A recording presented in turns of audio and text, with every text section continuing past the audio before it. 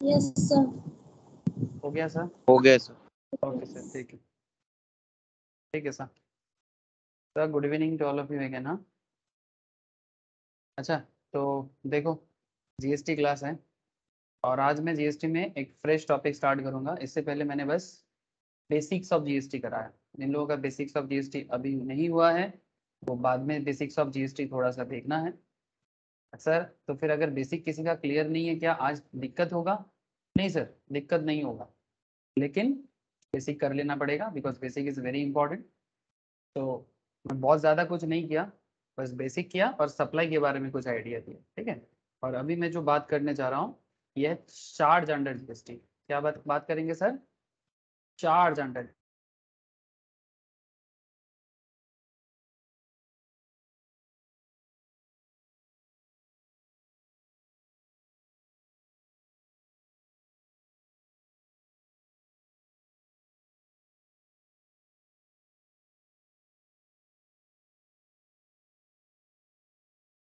Connected हो आप लोग? Hello, yes sir.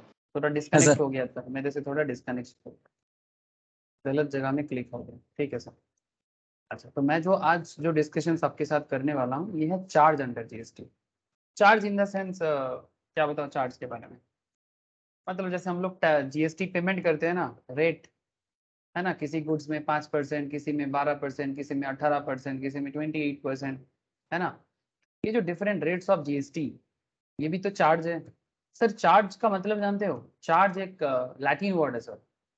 Charge is a Latin word. Latin मतलब Roman. Good evening sir, join कर लो। Good evening Navneet, good evening. Charge is a Latin word. Charge का मतलब होता है compulsory exaction of money under any law. Okay, मतलब law में रह के जब कोई particular amount of payment charge किया जाता है, चार्ज मतलब एग्जैक्शन किया जाता है, मतलब एज पर लॉ आपसे टैक्स लिया जाएगा। Sir income tax is a direct tax, हम इनकम करते हैं टैक्स भरते हैं। पर GST is a indirect tax. Indirect tax मतलब, इनडायरेक्ट टैक्स क्या होता है? जो टैक्स हम लोग डायरेक्टली सरकार के घर में जमा नहीं करते सर। इनडायरेक्ट टैक्स क्या होता है? डायरेक्टली गवर्नमेंट के घर में जमा नहीं करते, गवर्नमेंट हमसे इनडायरेक्ट वे में कलेक्ट करता है। जैसे कि ये indirect good tax. Morning sir. Good evening Mahesh, good evening.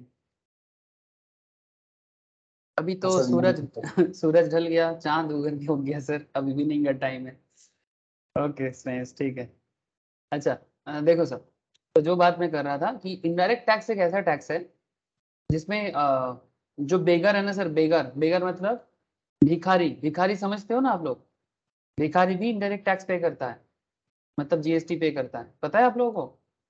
भिखारी टैक्स पे यस करता सर, है। सामान खरीदने जाता है तो। अरे very good Vishwajeet, very good. आप दुकान में जाते हो, कोई सामान खरीदते हो, सामान मतलब लाइक आपको अगर नहाने के लिए एक सस्ता वाला साबुन उठाओ, लाइफ बॉय चलेगा सर? नॉर्मल स्नान करने के लिए, हाँ नहाने के लिए लाइफ बॉय साबुन तो हम लोग यूज करते ही हैं। तो लाइफ बॉय अगर किसी को 5 टका में भी 6 टका में भी अगर लाइफ बॉय लेना है तो लाइफ बॉय साबुन के पैकेट के अंदर क्या लिखा रहता है? Inclusive of all taxes. तो जो भिखारी है सारा दिन मानो कलेक्शंस किया, साबुन खरीदने गया, जीएसटी दे दिया। So what is the concept here कि सर जो इनडायरेक्ट टैक्स का मैटर है, देखो सर पहले ना इनडायरेक्ट टैक्स इंडिया में इतना डेवलप नहीं था। इनडायरेक्ट टैक्स या जीएसटी इतना डेवलप नहीं था। ऐसे बेसिक्स ऑफ जीएसटी के अंदर मैंने बहुत सारा बात पहले भी करके आया, बट क्या क्या है ना सर, ये सब बात बार बार करना पड़ता है, ये सब बात बार बार करना पड़ता है। पहले हमारे देश में इनकम टैक्स को ही मेनली इंपॉर्टेंस दिया जाता है, बट समय के साथ साथ गवर्नमेंट देख रहा है कि कंट्री का पॉपुलेशन में बाढ़ आ रहा है सर। पॉपुलेशन बाढ़ समझते हो? मतलब फ्लड, पॉपुलेशन फ्लड हो रहा है, मतलब इतना ज्यादा पॉपुलेशन ग्रोथ हो रहा है। अब इतना लोग, पैसा चाहिए तो सरकार को, इतना बड़ा देश, इतना सारा बॉर्डर, इतना सारा डिस्प्यूट, इतना सारा इंफ्रास्ट्रक्चर, हाँ इतना सारा मैटर को संभालने के लिए इनकम टैक्स, ऊपर से इनकम टैक्स का एक इशू है हमारे देश में। In our country there is a big issue as with income tax. क्या प्रॉब्लम है? हम लोग इनकम टैक्स देना नहीं चाहते, हम लोग इनकम टैक्स देना पसंद नहीं करते। मतलब हम इनकम तो करेंगे पर सरकार के घर में टैक्स नहीं देंगे। आप लोग को पता है 2.5 लाख तक सरकार ऐसे ही नील करके रखा है। 2.5 लाख मतलब अगर किसी का इनकम एनुअली 2.5 लाख तक, 2.5 लाख मतलब या 2.5 लाख मतलब 2.5 2,50,000 तक अगर कोई बंदा इनकम करता है, उसको गवर्नमेंट के घर में कोई टैक्स देने का जरूरत नहीं पड़ता। इवन ऐसा ऐसा प्रोविजंस बना के रखा है कि 2.5 लाख तो छोड़ो, अगर आप 5 लाख तक भी इनकम करते हो ना, इतना सुंदर सिस्टम है कि तो भी आपको सरकार के घर में कोई टैक्स नहीं देना पड़ेगा। मतलब एनुअली 5 लाख तक इनकम करने में भी आपको गवर्नमेंट के घर में टैक्स देने का जरूरत ही नहीं पड़ेगा। हाँ, रूल्स के wise 2.5 lakh, as per the rules 2.5 lakh, but provisions ऐसा ऐसा है, ऐसा ऐसा एग्जेम्पशंस है, ऐसा ऐसा डिडक्शंस है, उसको यूज करके 5 लाख तक भी कोई टैक्स नहीं। तो सोचो कितना सारा लोग इनकम टैक्स से ऐसे ही बाहर है। मतलब इंडिया एक मिडिल क्लास कंट्री है, इंडिया एक मिडिल क्लास नेशन है सर। और इस मिडिल क्लास नेशंस में मैक्सिमम लोग कौन सी इनकम ग्रुप में होंगे, आप ही लोग बताओ मुझे। 5 लाख एक middle class income, 5 lakh 5 lakh group में मैक्सिमम लोग आ जाएगा सर, है ना। एनुअली 5 लाख कमाने वाला लोग मैक्सिमम है। मतलब अगर 140 करोड़ की पॉपुलेशन है, उसमें अगर आप मतलब 140 करोड़ में अगर मैं कितना फैमिली कितना होगा बताओ आप। अगर एक एक फैमिली में 4 जन करके मेंबर रहता है, एक एक फैमिली में अगर 4 मेंबर होता है, तो कितना फैमिली हो सकता है एवरेज, बोलो ना। 30 करोड़, 30 करोड़ से थोड़ा ज्यादा, 35 करोड़, 30 से 35 करोड़ फैमिली है इंडिया में अप्रोक्स। आई होप आपको समझ में आ रहा है। 30-35 करोड़ फैमिली में अगर एक एक मेंबर इनकम जरूर करता है, हेलो सर, सिंपल सा हिसाब स्टैटिस्टिक्स है, 35 करोड़ फैमिली में एक बंदा तो इनकम करता ही है, तो कितना लोग हो गया, सरकार को टैक्स देने के लिए कितना लोग हो गया सर बताओ। अरे बोलो ना, स्टैटिस्टिक्स अच्छा है सर, एकदम प्रॉपर जा रहा हूँ हम लोग। सिंपल आइडिया के लिए, अगर 35 करोड़ लोग जो इंडिया में हैं, उसमें रिच भी है, पोर भी है, मिडिल क्लास भी है, हायर मिडिल क्लास भी है, लोअर मिडिल क्लास भी है, सभी कोई है। हम लोग एवरेज एक आइडिया ले रहे हैं। आउट ऑफ 40 करोड़ नहीं, आउट ऑफ 35 करोड़ अगर ईच फैमिली से एक बंदा तो इनकम करता ही है, तो वो अगर टैक्स सरकार को देगा तो क्या 35 करोड़ लोग टैक्स भरता है गवर्नमेंट को? 4 to 5%। हाँ, 4 to 5%। हाँ, उतना ही वेरी गुड, पड़ता है। 4 to 5%। मतलब आउट ऑफ 35 करोड़ 4-5% कितना होता है?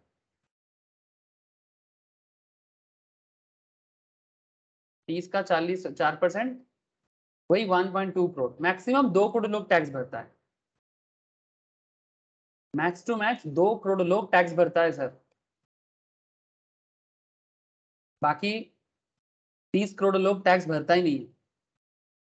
अगर मैक्सिमम और मैं ले लेता हूं, 5 करोड़ लोग भरता है, फिर भी 30 करोड़ लोग टैक्स नहीं भरता। मतलब इनकम टैक्स का बात कर रहा हूं। तो भाई गवर्नमेंट कहां से कमाएगा, इनकम कहां से होगा? फिर हम लोग बात करते हैं डेवलपमेंट नहीं होता है, सरकार ये काम नहीं कर रहा है, रास्ता नहीं बना, हॉस्पिटल नहीं बना, स्कूल नहीं बना।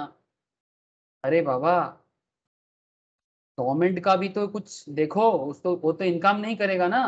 कुछ कंपनी है उसमें भी करप्शन बना रहता है सर, कुछ है वहां पर भी करप्शन बना रहता है, उसको छोड़ो, करप्शन को साइड करो सर। तो what is the case? Case is that कि जब डायरेक्ट टैक्स में प्रॉब्लम होता है तो गवर्नमेंट के पास और एक ही रास्ता बचा है, इनडायरेक्ट टैक्स।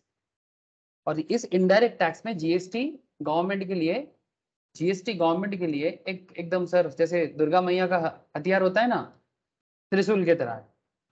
इसी से गवर्नमेंट अपना कारनामा कर सकता है। जीएसटी, जीएसटी अभी गवर्नमेंट का मतलब सबसे वाइटल है सर। मतलब गवर्नमेंट जीएसटी बिना, आप ऐसा सोचो कि जीएसटी ऐसा एक इम्पोर्टेंट कॉन्सेप्ट हो गया, ठीक है, जिसके बिना मतलब गवर्नमेंट सोच ही नहीं सकता। मैं आपको एक डेटा दिखाता हूँ, चलो मैं स्क्रीन शेयर करता हूँ, आपको कुछ डेटा शेयर करता हूँ, फिर मैं आज का जो चैप्टर है उसमें बात करता हूँ। जैसे ये देखो, ये मार्च का डेटा है, रिसेंट डेटा आप फिर से आपको मिल जाएगा।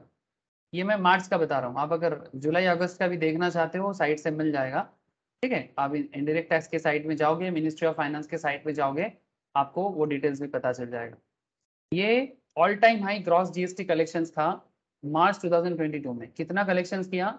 1,40,986 करोड़, मतलब ऑलमोस्ट 1.5 लाख करोड़ के आसपास। ठीक है, ऑलमोस्ट 1,40,000 करोड़ के आसपास।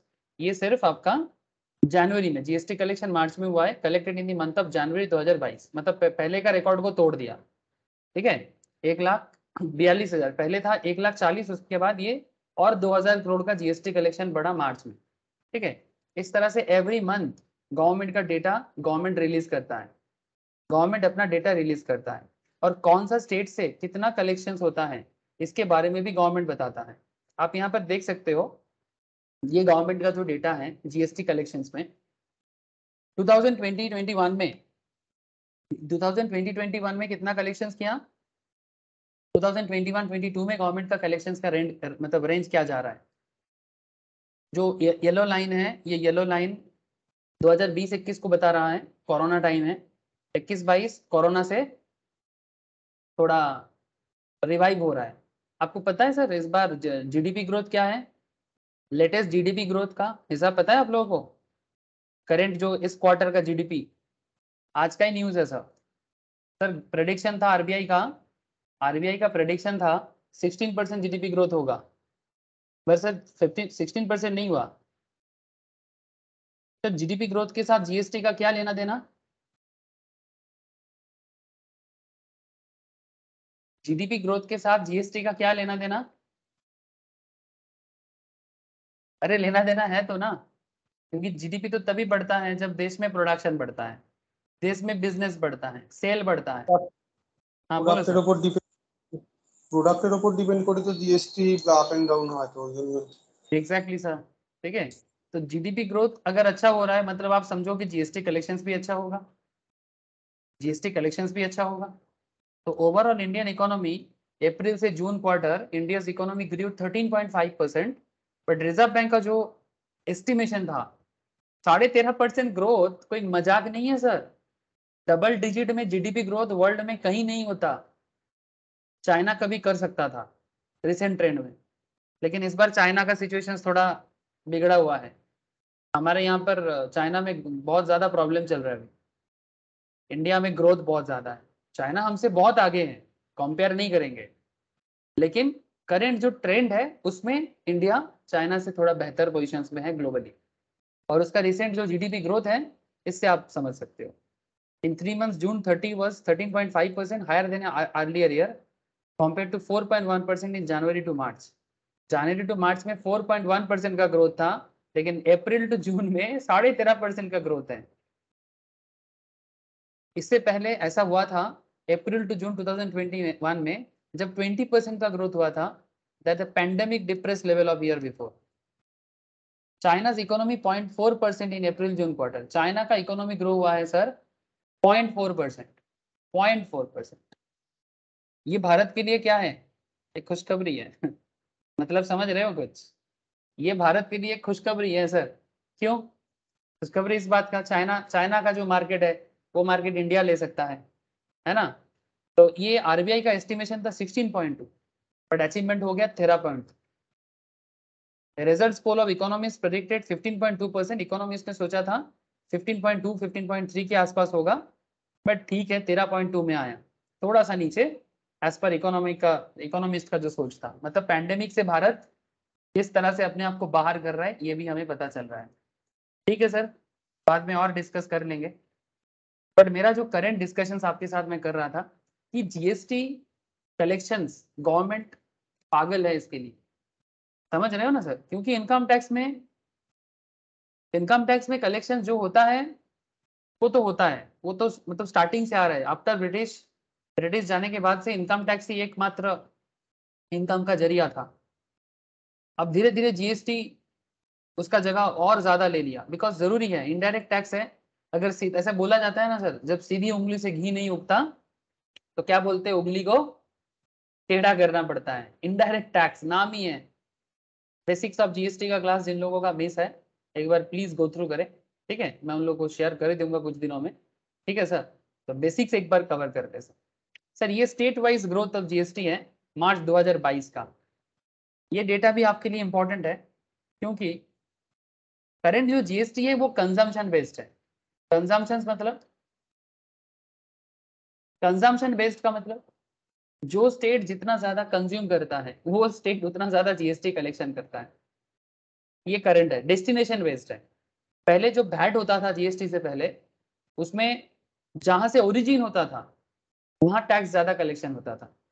लेकिन अभी सिचुएशन थोड़ा अलग है, जहां कंजम्पशन ज्यादा होता है वहां जीएसटी कलेक्शन ज्यादा होता है। इसके पीछे का कहानी मैंने बेसिक्स में बता के रखा कि क्या खेल है सर। तो फिर जो लोग ज्यादा मैन्युफैक्चरिंग करता है उनको तो लॉस है, यस। लाइक तमिलनाडु, महाराष्ट्र, उत्तर प्रदेश जैसे स्टेट्स को जहां मैन्युफैक्चरिंग ज्यादा होता है उनको लॉस है। लेकिन उनके लॉस को भरपाई करने के लिए गवर्नमेंट उनको कंपेंसेट करता है, सेंट्रल गवर्नमेंट। और इसके चक्कर में सेंट्रल गवर्नमेंट ये जो सिगरेट, तंबाकू, सीन प्रोडक्ट, अल्कोहल में तो जीएसटी नहीं है, वो वैट के अंदर आता है अभी भी, स्टेट वैट में। लेकिन जो सीन प्रोडक्ट्स है, तंबाकू, गुटखा, ठीक है, सिगरेट वगैरह टाइप का जो प्रोडक्ट है, इसमें हाई रेट ऑफ जीएसटी लगा के जिस स्टेट्स का लॉस होता है उनको कंपेंसेट करता है। इसका कहानी मैंने पहले बेसिक्स में बहुत चर्चा किया, एक बार प्लीज बेसिक्स देखिएगा sir. State wise GST revenue अगर आप चेक करें 2022 तक का, तो जम्मू कश्मीर में ग्रोथ हुआ है 5%। ভেহিকেলের উপরও তো সেস আছে স্যার। हाँ ऑब्वियसली व्हीकल में भी, स्पेशली लग्जरी पे तो सेस है ही एक्स्ट्रा, ठीक है। মোটর ठीक है। গাড়ি ফোটর গাড়ি বা এগুলো তো সেস আছে। एग्जैक्टली, मतलब ये एक्स्ट्रा सेस इसीलिए होता है बिकॉज गवर्नमेंट उससे जो भी इनकम करता है वो जिस स्टेट को लॉस होता है ना, वो लॉस को भरपाई करने के लिए, ठीक है। बिकॉज बहुत सारा स्टेट्स है लाइक तमिलनाडु जैसा स्टेट जहाँ मैन्युफैक्चरिंग हब है भारत का, महाराष्ट्र, ठीक है, कर्नाटका, ठीक है, मतलब उत्तर प्रदेश मैन्युफैक्चरिंग के लिए बहुत हाई फाई है सर। वहाँ पर ऐसा कौन सा चीज़ नहीं है जो यूपी में नहीं बनता, ठीक है, मतलब ऐसा बोल सकते हो आप। यूपी में ऐसा ऐसा मतलब मैन्युफैक्चरिंग लेवल है, ठीक है। एक्सपोर्ट में भी यूपी बहुत बेस्ट है। लेकिन यूपी का अलग प्रॉब्लम है, कुछ सोशल इश्यूज हैं जो सुधर जाएगा। 20 साल थोड़ा समय दीजिए, अपकमिंग 20 ईयर्स बाद यूपी को समझ नहीं पाएंगे, मैं आपको बोल रहा हूँ, देख लीजिएगा। मतलब इतना दिन का यूपी और 20 साल बाद का यूपी में फर्क आ जाएगा, लिख के रखिए सर। जम्मू कश्मीर, हिमाचल, पंजाब, चंडीगढ़ जीएसटी का ग्रोथ देखिए, ठीक है। पंजाब का ग्रोथ देखिए, हिमाचल में 0% सर, हिल एरिया है, लाइक आपका हिमालयन स्टेट है। चंडीगढ़, उत्तराखंड, हरियाणा, ठीक है। कंजम्पशन जहाँ ज्यादा हो रहा है वहां पर जीएसटी कलेक्शन ज्यादा हो रहा है। ये डेटा आपको एवरी मंथ मिलेगा, जीएसटी के साइड में जाइए, काउंसिल के साइड में आपको सारा डेटा मिल जाएगा। तो ये डेटा को मैं अभी बात नहीं करूंगा। मेरा आज का जो मेन डिस्कशन है ना सर, जो आप लोगों का एग्जाम के लिए जरूरी चीजें हैं सर, जीएसटी आपके लिए कोई डेटा नहीं है। आप लोग as a chartered accountant, as a cost accountant, आप लोगों के लिए जीएसटी क्या है? आप लोगों के लिए जीएसटी एक्ट है। आप लोगों के जीएसटी लिए, आप लोगों के लिए जीएसटी लॉ है, लॉ, नियम। आप लोग एक्सपर्ट हो, सीए सीएमए कौन है? एक्सपर्ट्स हैं कॉमर्स में।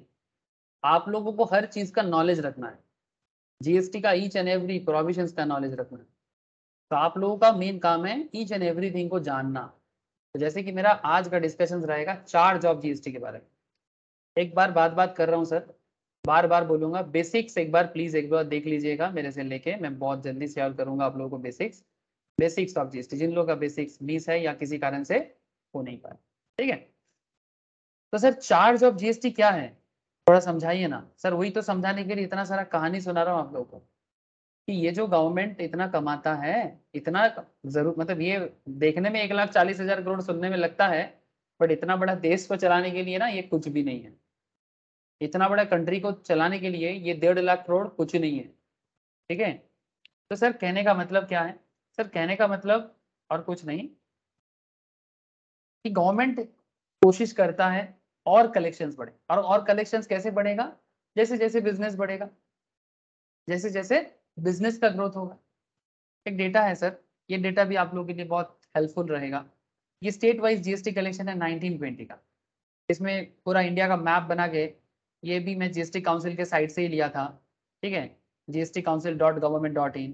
ठीक है, यहाँ पर आप देख सकते हो कि कौन सा स्टेट कितना कलेक्शन कर रहा है। ठीक है, ये देखो सर, सबसे ज्यादा कलेक्शन गुजरात, महाराष्ट्र, कर्नाटका। अब समझ ही रहे हो ना, सबसे रिच स्टेट्स हैं ये तीनों। करेंटली इंडिया का सबसे ज्यादा पैसा इस जोन में है, बिजनेस भी इसी जोन में है, लोगों के हाथ में पैसा भी इसी जोन में है सबसे ज्यादा। इससे आपको देश का इनकम लेवल का भी आइडिया लग जाएगा। गुजरात, महाराष्ट्र, कर्नाटका सबसे हाई। अगर थोड़ा मिडिल क्लास में चल रहा है, मतलब उसके बाद उत्तर प्रदेश है, पंजाब एंड दिल्ली हरियाणा रीजन है। ठीक है, सॉरी, दिल्ली हरियाणा रीजन है, और आपका तमिलनाडु रीजन है। ये सेकंड बेस्ट में आता है कलेक्शंस में। फिर एवरेज, जो भारत का एवरेज है, राजस्थान, मध्य प्रदेश, पश्चिम बंगाल, उड़ीसा, तेलंगाना, आंध्रा। ठीक है, बाकी जो थोड़ा सा प्रॉब्लम में है अभी भी, देखो सर, कश्मीर का प्रॉब्लम वी ऑल नो।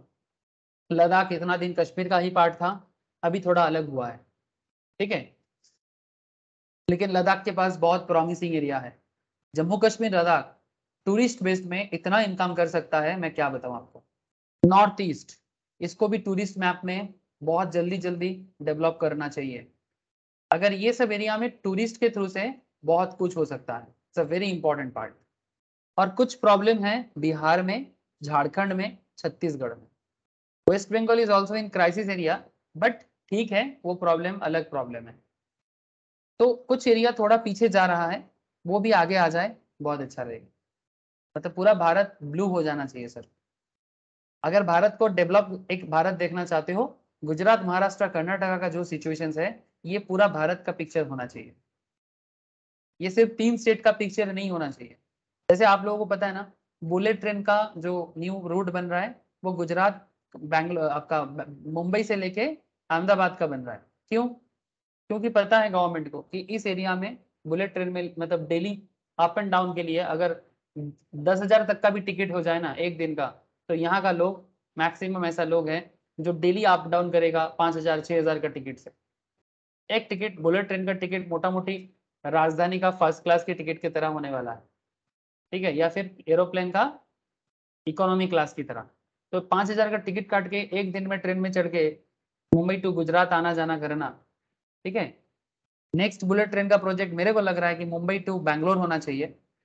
एक प्रोजेक्ट है, बहुत ही अच्छा प्रोजेक्ट है, दिल्ली से बनारस और बनारस से कोलकाता। लेकिन देखो ये रूट कितना प्रॉफिटेबल हो पाता है। ठीक है, क्योंकि सिर्फ रूट बनाने से नहीं होता है, उस लेवल में इनकम का ग्रोथ होना चाहिए। किसी एक इंसान का इनकम का ग्रोथ नहीं, सबका। ठीक है, this is not about any Ambani और बम्बानी, it's about the whole community. Overall holistic development होना पड़ेगा। हॉलिस्टिक मतलब जो सारा मैटर को लेके काम करे। ठीक है सर, चलो ये सब बात को तो समझ जाएंगे सर धीरे धीरे। ठीक है, ये सब मैटर हम लोग धीरे धीरे सब समझ जाएंगे, लेकिन उससे पहले जो लॉ है उसके बारे में जानकारी लेना जरूरी है। तो चार्ज ऑफ जीएसटी का मतलब क्या है, जो आपको मैं पहले ही बोल रहा था। चार्ज का मतलब है कंपल्सरी एग्जैक्शन ऑफ मनी। तो ये जीएसटी का चार्ज करके ही तो जीएसटी कलेक्शन होता है। जीएसटी चार्ज करके जीएसटी कलेक्शन होता है। तो ये जो जीएसटी चार्ज होता है, ये चार्ज के बारे में कहाँ लिखा है, क्या लिखा है, कौन सा लॉ क्या बताता है। ठीक है, इसमें 3 लॉ काम करता है सर मेनली। ठीक है, मेनली 3-4 लॉ है जीएसटी के अंदर। एक लॉ का नाम है सीजीएसटी एक्ट, एक का नाम है यूटीजीएसटी एक्ट, एक का नाम है एसजीएसटी एक्ट, और एक का नाम है आईजीएसटी एक्ट।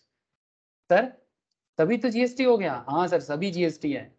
सीजीएसटी का मतलब है central goods and service tax. ये आप लोग देखते हो, आपके घर में कोई भी सामान आता है, बिल चेक करते हो, इनवॉइस चेक करते हो।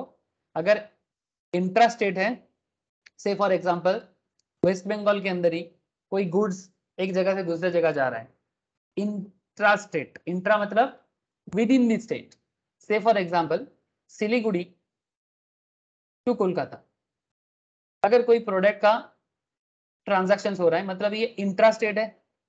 तो इंट्रा स्टेट में क्या होता है सर, इंट्रा स्टेट में सीजीएसटी और एसजीएसटी चार्ज होता है। Central goods and service tax, state goods and service tax. से फॉर एग्जांपल 18% जीएसटी है, तो 9% सीजीएसटी पे जाएगा, 9% एसजीएसटी पे जाएगा। ऐसा हम लोग देखते हैं, बिल देखो मिल जाएगा। लेकिन सर तो फिर आईजीएसटी कब आता है? सर जब कोई इंटर स्टेट होता है, इंटर स्टेट ट्रांजैक्शन जब होता है तब उसमें आईजीएसटी लगता है। से फॉर एग्जांपल पटना से Kolkata, Patna is in Bihar, Kolkata is in WB. State बदल गया, स्टेट बदल गया तो इसको इंटर स्टेट बोलते हैं। सब बेसिक्स में भी मैंने बहुत बार बोला। तो फिर एक्ट भी इसी तरह से है। इसको आईजीएसटी का फुल फॉर्म है integrated goods and service tax. ये सब बेसिक्स में बोला हुआ है, सो वरी होने का जरूरत नहीं है। बेसिक का क्लास कर लोगे, सारा चीज एकदम डिटेल्स में बोला हुआ है। Now question is that sir UTGST क्या है? सर कुछ है यूनियन टेरिटरी, जैसे कि अंडमान निकोबार, जैसे कि दादरा एंड नगर हवेली, जैसे कि लक्षद्वीप, ठीक है, जैसे कि चंडीगढ़, ठीक है, दिल्ली भी यूनियन टेरिटरी में आता है, ठीक है। तो यूनियन टेरिटरी के लिए यूटीजीएसटी चलता है, इट्स लाइक दैट। स्टेट के लिए जैसे एसजीएसटी है, यूनियन टेरिटरी के लिए UTGST, union territory goods and service tax. जैसे सेंट्रल का जो रूल्स है वो सीजीएसटी में लिखा है। सेंट्रल का जो रूल्स है, हम लोग नॉर्मली सीजीएसटी को पढ़ते हैं, central goods and service tax का जो रूल्स रेगुलेशन है हम लोग उसी को पढ़ते हैं। स्टेट के हाथ में भी कुछ पावर है, ठीक है, स्टेट के हाथ में भी कुछ पावर है। जैसे ये भारत का जो कॉन्स्टिट्यूशनल कॉन्सेप्ट है ना, भारत का कॉन्सेप्ट जो है ये एक्चुअली स्टेट एंड सेंट्रल मिला के चलते हैं। तो कुछ कुछ लॉ है जीएसटी के अंदर जो स्टेट में थोड़ा बहुत चेंज मिलेगा, ओवरऑल कॉन्सेप्ट में बदलाव नहीं है सर। लेकिन एसजीएसटी जब आप लोग किसी पर्टिकुलर स्टेट के लिए काम करोगे या फिर स्टेट के अंदर जीएसटी ऑफिसर बनोगे, ठीक है, तब आप लोगों को स्पेशल वो एसजीएसटी एक्ट पढ़ने का जरूरत पड़ेगा। वो ज्यादा फर्क नहीं होता है, मेन कॉन्सेप्ट वही होता है, बस थोड़ा बहुत इधर उधर स्टेट टू स्टेट जो उनका स्टेट का नियम है वो बताता है, बाकी सब कुछ सेम है, ठीक है, सब कुछ सेम। सो हम लोग यहाँ पर ये बात करेंगे sir levy and collection of GST in India. इसीलिए तो मैं आपको इतना देर से कलेक्शंस के ऊपर इतना जोर दे रहा था। ये जो स्टेट वाइज कलेक्शंस, ठीक है, ये जो मैंने आपको पीडीएफ शेयर किया कि एवरी मंथ एवरी क्वार्टर, ठीक है, गवर्नमेंट का जो जीएसटी कलेक्शंस होता है, ठीक है, ये तो डेटा है। ये डेटा आपको कंट्री के ग्रोथ के बारे में आइडिया दे देगा, ठीक है। आप लोग पढ़िएगा ये सब चीज। कहाँ मिलेगा सर? अरे जाइए ना, जीएसटी काउंसिल के साइट में जाइए ना, सारा डेटा अवेलेबल है, डेटा का कमी नहीं है सर। कहाँ चला गया, रुको, जीएसटी काउंसिल,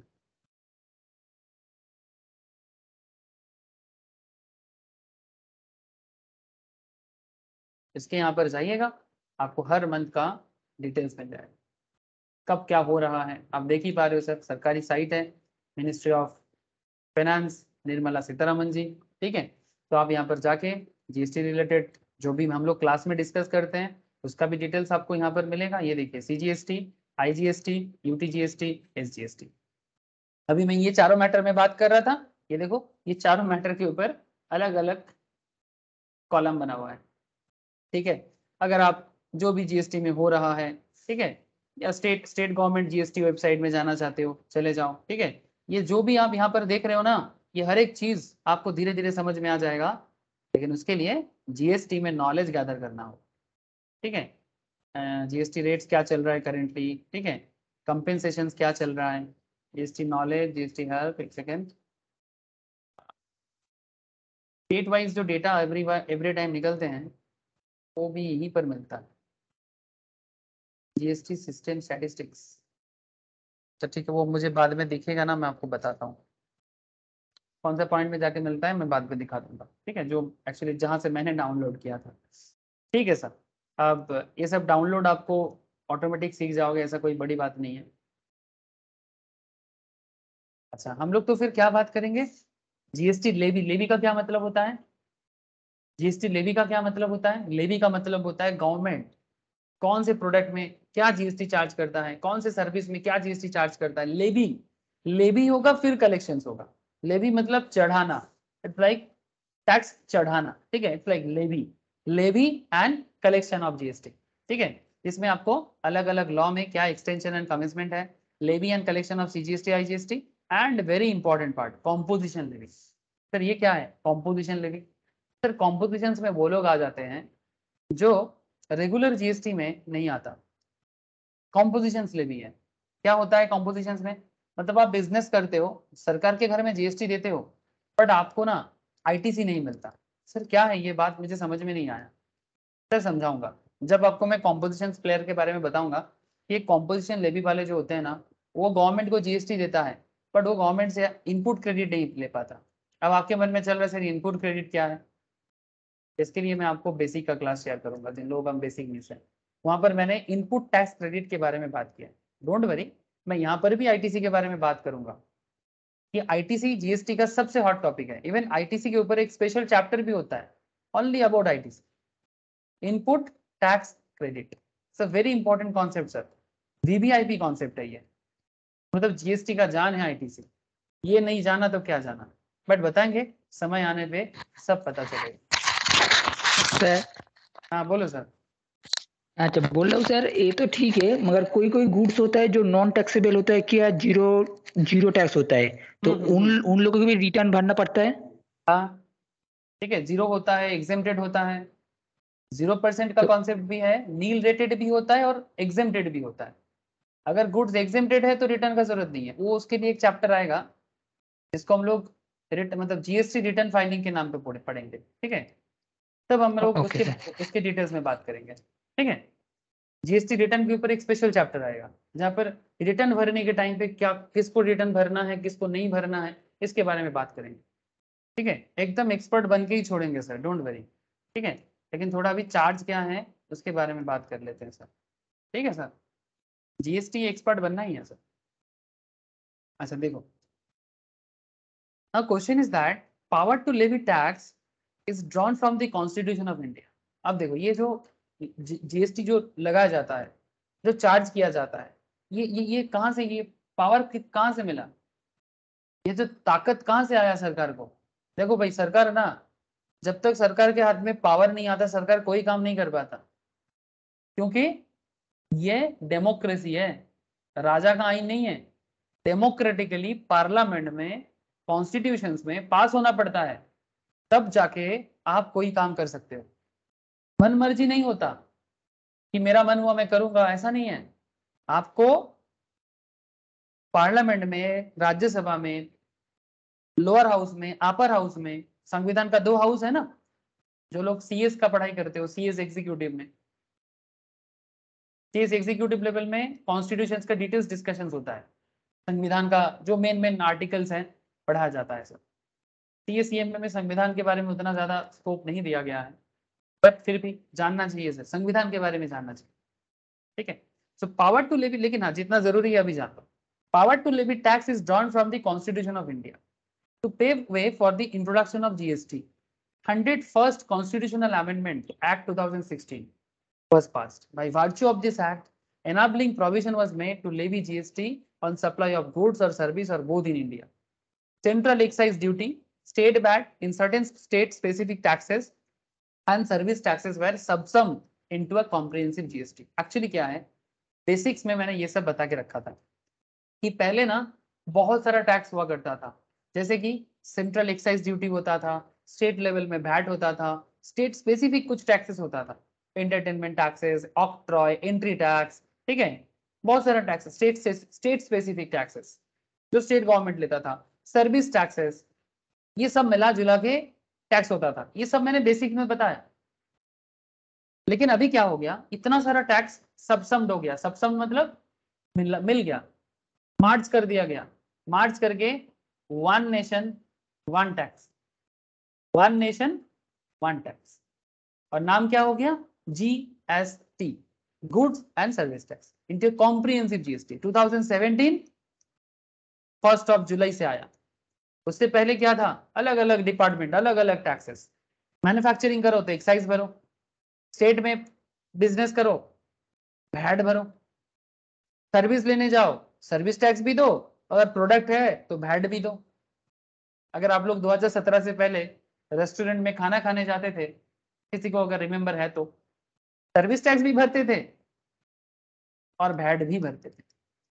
14% का सर्विस टैक्स हुआ करता था, और depending on the product 12% VAT, आपका 6% वैट, 4% वैट, डिपेंडिंग करता है कौन सा प्रोडक्ट था उस पर।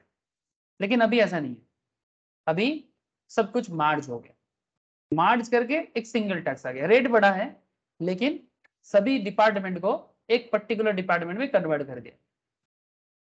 जिसके बारे में मैंने चैप्टर 1 मतलब एकदम इंट्रोडक्शन लेवल में बात किया। इसीलिए मैं बार बार बोलूंगा कि जिन लोगों का इंट्रोडक्शन मिस है जरूर इंट्रोडक्शन करें और अपना जो भी डाउट है इंट्रोडक्शन लेवल में क्लियर कर लिया करें। The very basis of charge of tax is any taxing statute, statute मतलब law, is the taxable event, that is the occurrence of the event which trigger levy of taxes. इसके बारे में एक chapter आता है सर, सप्लाई, मतलब GST supply होने से जीएसटी होता है। सप्लाई मतलब good supply, service supply, supply prove करना पड़ता है। सप्लाई का भी बहुत सारा पैरामीटर है, मैंने रिसेंटली कुछ क्लासेस कराया सप्लाई के बारे में, ठीक है, फिर बाद में फिर से करवाऊंगा। तो कॉन्सेप्ट इज दैट कि सप्लाई होना जरूरी है। आप किसी को कोई गुड सप्लाई कर रहे हो, वही ट्रिगर करता है कि ये जीएसटी में आएगा कि नहीं आएगा, ठीक है। तो supply, CGST, SGST, UTGST are levied on all intrastate supply.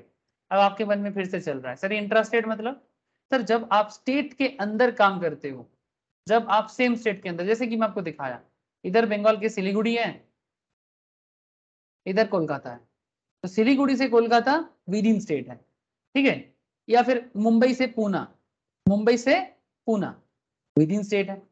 तो अगर सेम स्टेट के, मुंबई से नागपुर विद इन स्टेट है, बैंगलोर से हम्पी, ठीक है, बैंगलोर से महिशूर, ये सब पता होगा आप लोगों को, अगर थोड़ा इंडिया को जानते हो तो आइडिया लग जाएगा।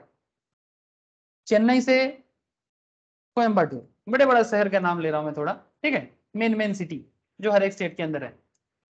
गांधीनगर टू अहमदाबाद गुजरात में, ऐसे हर स्टेट में कुछ ना कुछ है। अगर स्टेट के अंदर हो रहा है तो उसको क्या बोलेंगे, इंट्रा स्टेट। स्टेट के अंदर हो रहा है तो इंट्रा स्टेट, ठीक है, मैं भी बोल रहा था। And service while IGST is levied on inter state, जब स्टेट बदल जाता, ठीक है। The provisions relating to levy and collection of CGST and IGST are content in section 9 of the CGST act. तो ये जो जीएसटी लेवी होगा और उसका कलेक्शंस होगा, इसके बारे में सीजीएसटी एंड आईजीएसटी एक्ट में दोनों में लिखा हुआ है। सीजीएसटी एक्ट में सेक्शन 9 में एंड आईजीएसटी एक्ट में सेक्शन 5। सर देखो दोनों एक्ट में अलग अलग सेक्शंस में लिखा हुआ है, आईजीएसटी एक्ट में सेक्शन 5, सीजीएसटी एक्ट में section 9 respectively. Let us now have a fundamental idea of interstate supply and interstate supply. इसके बारे में मैंने बेसिक्स में बहुत बात किया है सर, इवन एग्जाम्पल के साथ, कैलकुलेशंस के साथ बात किया, प्लीज गो थ्रू कीजिएगा। अच्छा, interstate supply as a general rule where the location of the supplier and the place of supply of goods and service is in the same state or same union territory, it is treated as intrastate। बड़ा simple बात है sir, तभी से बोल रहा हूं तब से।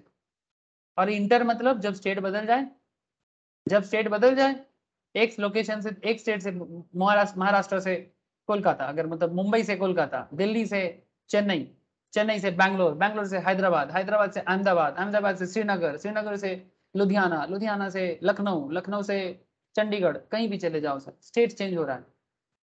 इम्फल से ईटानगर, ईटानगर से गुवाहाटी, गुवाहाटी से सिलचर, अब समझ रहे हो ना बात, स्टेट बदल रहेगा। सॉरी, गुवाहाटी से सिलचर होगा तो स्टेट नहीं बदलेगा, सॉरी, क्योंकि वो दोनों ही आसाम में है, ठीक है। गुवाहाटी से गैंगटॉक चले जाओ, सिक्किम, ठीक है, बात समझ गए आप लोग। So where the location of the supplier and the place of supply of goods or services are in two different states, two different union territories, मतलब दादरा एंड नगर हवेली से पौंडीचेरी, दादरा एंड नगर हवेली से पौंडीचेरी, ठीक है, ये देखो यहाँ पर है दादरा एंड नगर हवेली, ये वाला एरिया है, या फिर दादरा नगर हवेली से दमन एंड दीव, ठीक है, ये यहाँ पर अंडमान निकोबार है, लक्षद्वीप से अंडमान निकोबार, ठीक है। तो दो यूनियन टेरिटरी के बीच में होगा, दो स्टेट के बीच में होगा, तो उसको इंटर स्टेट बोलेंगे, ठीक है, उसको इंटर स्टेट बोलेंगे। सब बड़ा ही सिंपल सा कॉन्सेप्ट है। अब सर देखो, हर जीएसटी का हर एक चैप्टर में आपको कुछ रेलिवेंट डेफिनेशंस बताया जाता है, और डेफिनेशंस में ना सेक्शन वाइज डिस्कशंस किया गया है। मतलब जैसे सेंट्रल टैक्स क्या है, इंटीग्रेटेड टैक्स क्या है, स्टेट टैक्स क्या है, गुड्स क्या है, एग्जाम सप्लाई क्या है, ये हर चैप्टर में बोला जाता है। आपको एक बार गो थ्रू कर लेना चाहिए। क्यों? क्योंकि डेफिनेशंस पूछता भी है और आपको सेक्शंस का आइडिया होना चाहिए। ईच एंड एवरी चैप्टर में लॉ में डेफिनेशन होता है। Central tax means central goods and service tax levied under section 9 of the CGST Act. Integrated tax means integrated goods and service tax levied under integrated GST Act section 2 subsection 58. State tax means tax levied under any state goods and service tax act section 2 subsection 104। State tax में goods क्या है? Goods means every kind of movable property other than money and securities but include actionable claim, growing crops, grass, things attached to or forming part of the land which are agreed to be severed before the supply or under contract of supply. Section 2 subsection 52. Sir, goods and service tax पढ़ेंगे।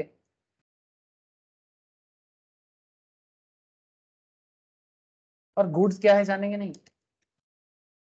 इसके बारे में मैंने हर chapter में बात करता हूं। यहां पर भी 2 मिनट सुन लो क्या चला जाएगा। गुड्स क्या है?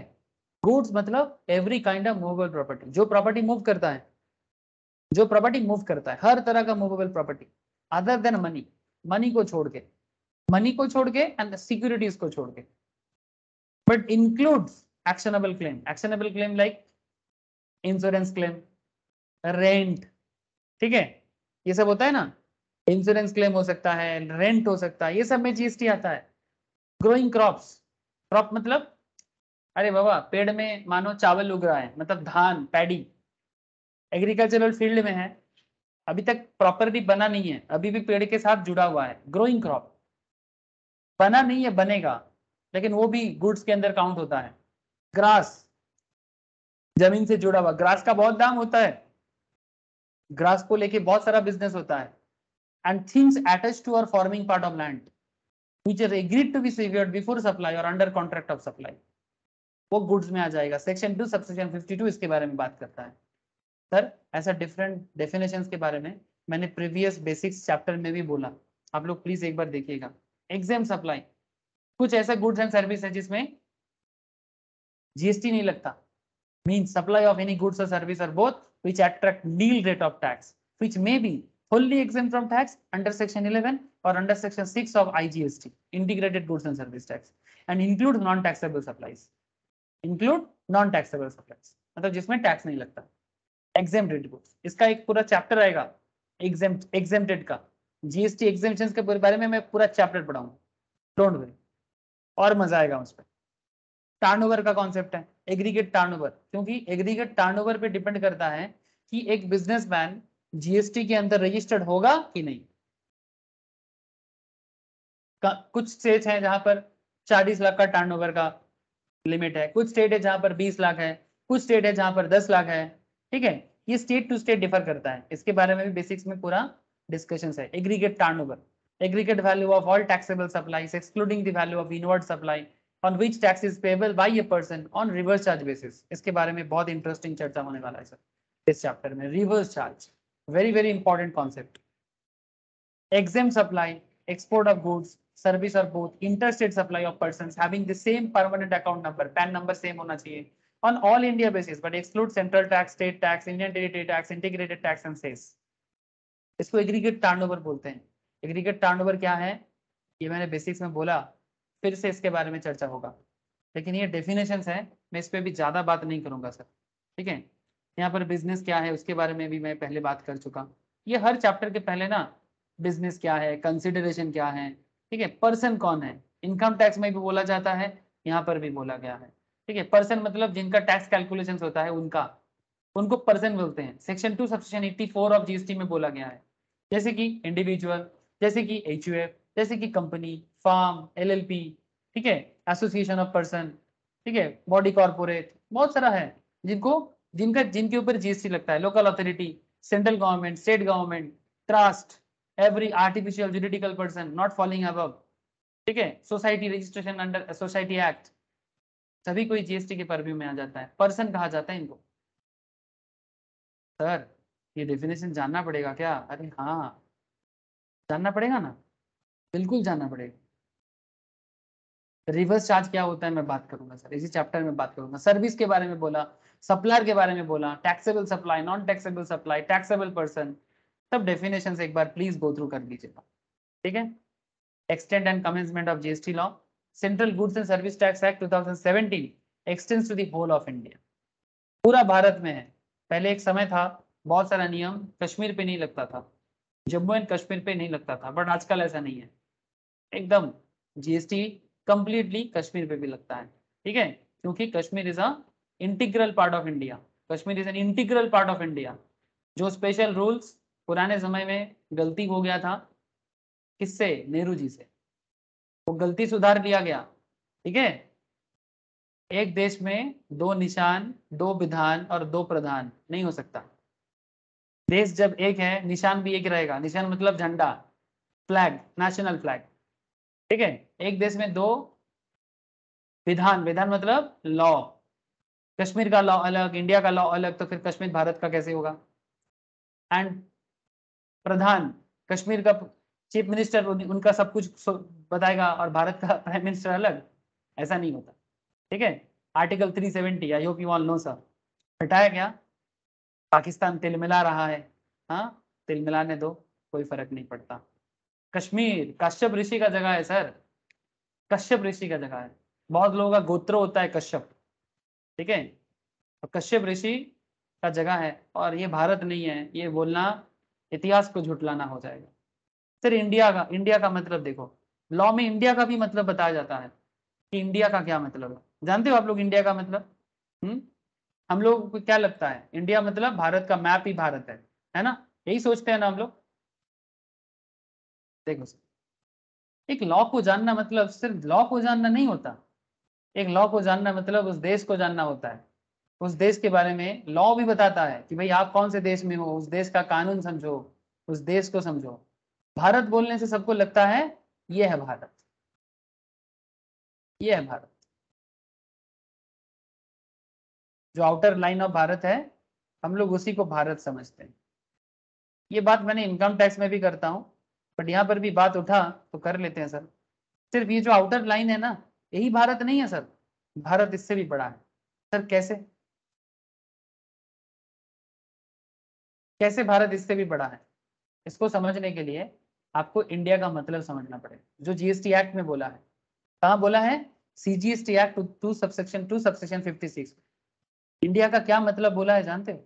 India means territory of India. Sir territory of India के बारे में बताने का जरूरत? अरे सर टेरिटरी नहीं बताएंगे तो फिर एक्सपोर्ट इंपोर्ट कैसे समझेंगे?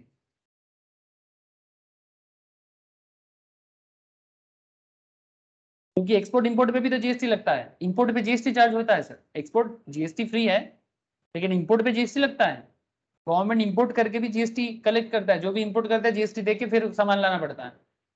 तो आपको पहले टेरिटरी बताना होगा कि कहाँ तक जहाज पहुंचने में वो इंपोर्ट माना जाएगा। तो इसके लिए टेरिटरी डिसाइड करना जरूरी है कि भारत का टेरिटरी क्या है। टेरिटरी के बारे में कहाँ बोला है? आर्टिकल 1 ऑफ द कॉन्स्टिट्यूशन में बोला है, it's territorial water, seabed, subsoil, underlying such water, मतलब जो पानी के नीचे का हिस्सा है वो भी भारत है। कॉन्टिनेंटल सेल्फ मतलब जो समुद्र का छोर है वो भी भारत है। एक्सक्लूसिव इकोनॉमिक जोन, समुद्र से कुछ सर्टेन लेवल का एरिया होता है, किलोमीटर का एरिया है। ऐसे भारत एक्सटेंड होता है 12 नॉटिकल माइल तक। 12 nautical mile India extends up to 12 nautical mile. क्योंकि जीएसटी चार्ज करना है तो भारत का कौन से एरिया में प्रोडक्ट आने पे बाहर से जीएसटी चार्ज करेंगे। इसके लिए भारत के बारे में भी बोला है कि भारत क्या है? As per the article 1 of the constitution, territory of India, its territorial water, seabed, subsoil, underlying such water, continental shelf, exclusive economic zone, any other maritime zone as referred to in territorial water, continental shelf, exclusive economic zone and other maritime zone act 1976, the airspace above its territory, मतलब भारत के ऊपर का आसमान भी भारत और भारत के पानी भी भारत। सर कैसे पता चलता है? देखो ये देखो तो समझ में आए। भारत कितना है? मानो कि आप बेसलाइन में खड़े हो या कॉन्टिनेंटल सेल्फ पे खड़े हो, ठीक है, मतलब समुद्र के छोर पे खड़े हो। जहां तक आपका पानी अंदर आ रहा है यह आपका टेरिटोरियल वाटर है। जहाज आता है ना सर बाहर से, मानो कि यहाँ से समुद्र से प्रोडक्ट आ रहा है कोलकाता पोर्ट में, ठीक है, या फिर मेरा ड्राइंग बहुत अच्छा होता है सर, तो जितना मर्जी हंस सकते हो, कोई दिक्कत नहीं, बस आप लोगों को समझ में आ जाए इतना काफी है मेरे। ठीक है। शिप का मास्टर शिप लेके इंडिया आ रहा है, ठीक है। क्या लेके आ रहे हैं? सामान लेके आ रहे हैं। दुनिया का मैक्सिमम बिजनेस किससे होता है? समुद्र से ही तो होता है। तो इंडिया का टेरिटोरियल वाटर ये है, कितना कितना किलोमीटर का है? 12 nautical mile. 1 nautical miles equals to कितना? Anyone? 12 nautical miles, 1 nautical miles तक कितना होता है? कोई आइडिया है? समुद्र में नॉटिकल माइल होता है सर। चलो कन्वर्ट करके देख लेते हैं। 1.852 किलोमीटर, तो 12 नॉटिकल माइल तक कितना हो जाएगा? हिसाब लगा लो। 22 किलोमीटर, 22 किलोमीटर, 22.22। मतलब ये जो भारत देख रहे हो ना, ये जो भारत देख रहे हो, ये जो भारत का मैप देख रहे हो, हमारे कंटिनेंटल शेल्फ से 22 किलोमीटर तक एरिया, 22 किलोमीटर तक एरिया कंप्लीटली भारत का है। इसमें किसी और का हक नहीं। और उसके ऊपर का आसमान भी भारत का है, उसके नीचे का पानी भी भारत का है, पानी के नीचे का सी बेड भी भारत का है, ठीक है। एवरीथिंग भारत का। 22 किलोमीटर तक किसी का हक नहीं, ठीक है। फिर इसको बोलते हैं टेरिटरी। जब भी आपको पूछा जाए इंडिया क्या है, तो India extends up to 12 nautical mile. उसके ऊपर का आसमान भी भारत, उसके नीचे का आसमान पानी भी Bharat. Contiguous zone 24 nautical mile. मतलब जो बेसिकली कॉन्टिजियस जोन का मतलब है कि अगर मानो 24 नॉटिकल माइल के अंदर अगर कोई इकोनॉमिक जोन आता है, मानो कि कोई ऑयल माइंस, ठीक है, कोई किसी भी तरह का माइंस एक्टिविटी कुछ भी मिलता है, वो भी भारत का। एक्सक्लूसिव इकोनॉमिक जोन मतलब ये भारत का पूरा तो है नहीं, बट अगर कुछ भी डिस्कवर होता है, अगर कोई वाटर टेरिटोरियल एरिया क्रिएट होता है, ठीक है, वो भारत का ही हक है 200 नॉटिकल माइल तक। यहाँ पर अगर मानो जैसे बॉम्बे हाई में आपका सी बेड में ऑयल का, गैस का, ये सब मिल जाता है ना, तो उसमें भारत का हक आएगा। और उसके बाद का जो एरिया है उसे हाई सी कहते हैं, ये इंटरनेशनल है, इसमें हक सबका है। तो इंटरनेशनल, यहाँ पर जो पुलिस होता है उनको हम लोग इंटरपोल का पुलिस बोलते हैं। इंटरपोल का पुलिस मतलब जो यूनाइटेड नेशन से बन के चलता है सर, वो लोग संभालते हैं। तो इन सिंपल ये है भारत।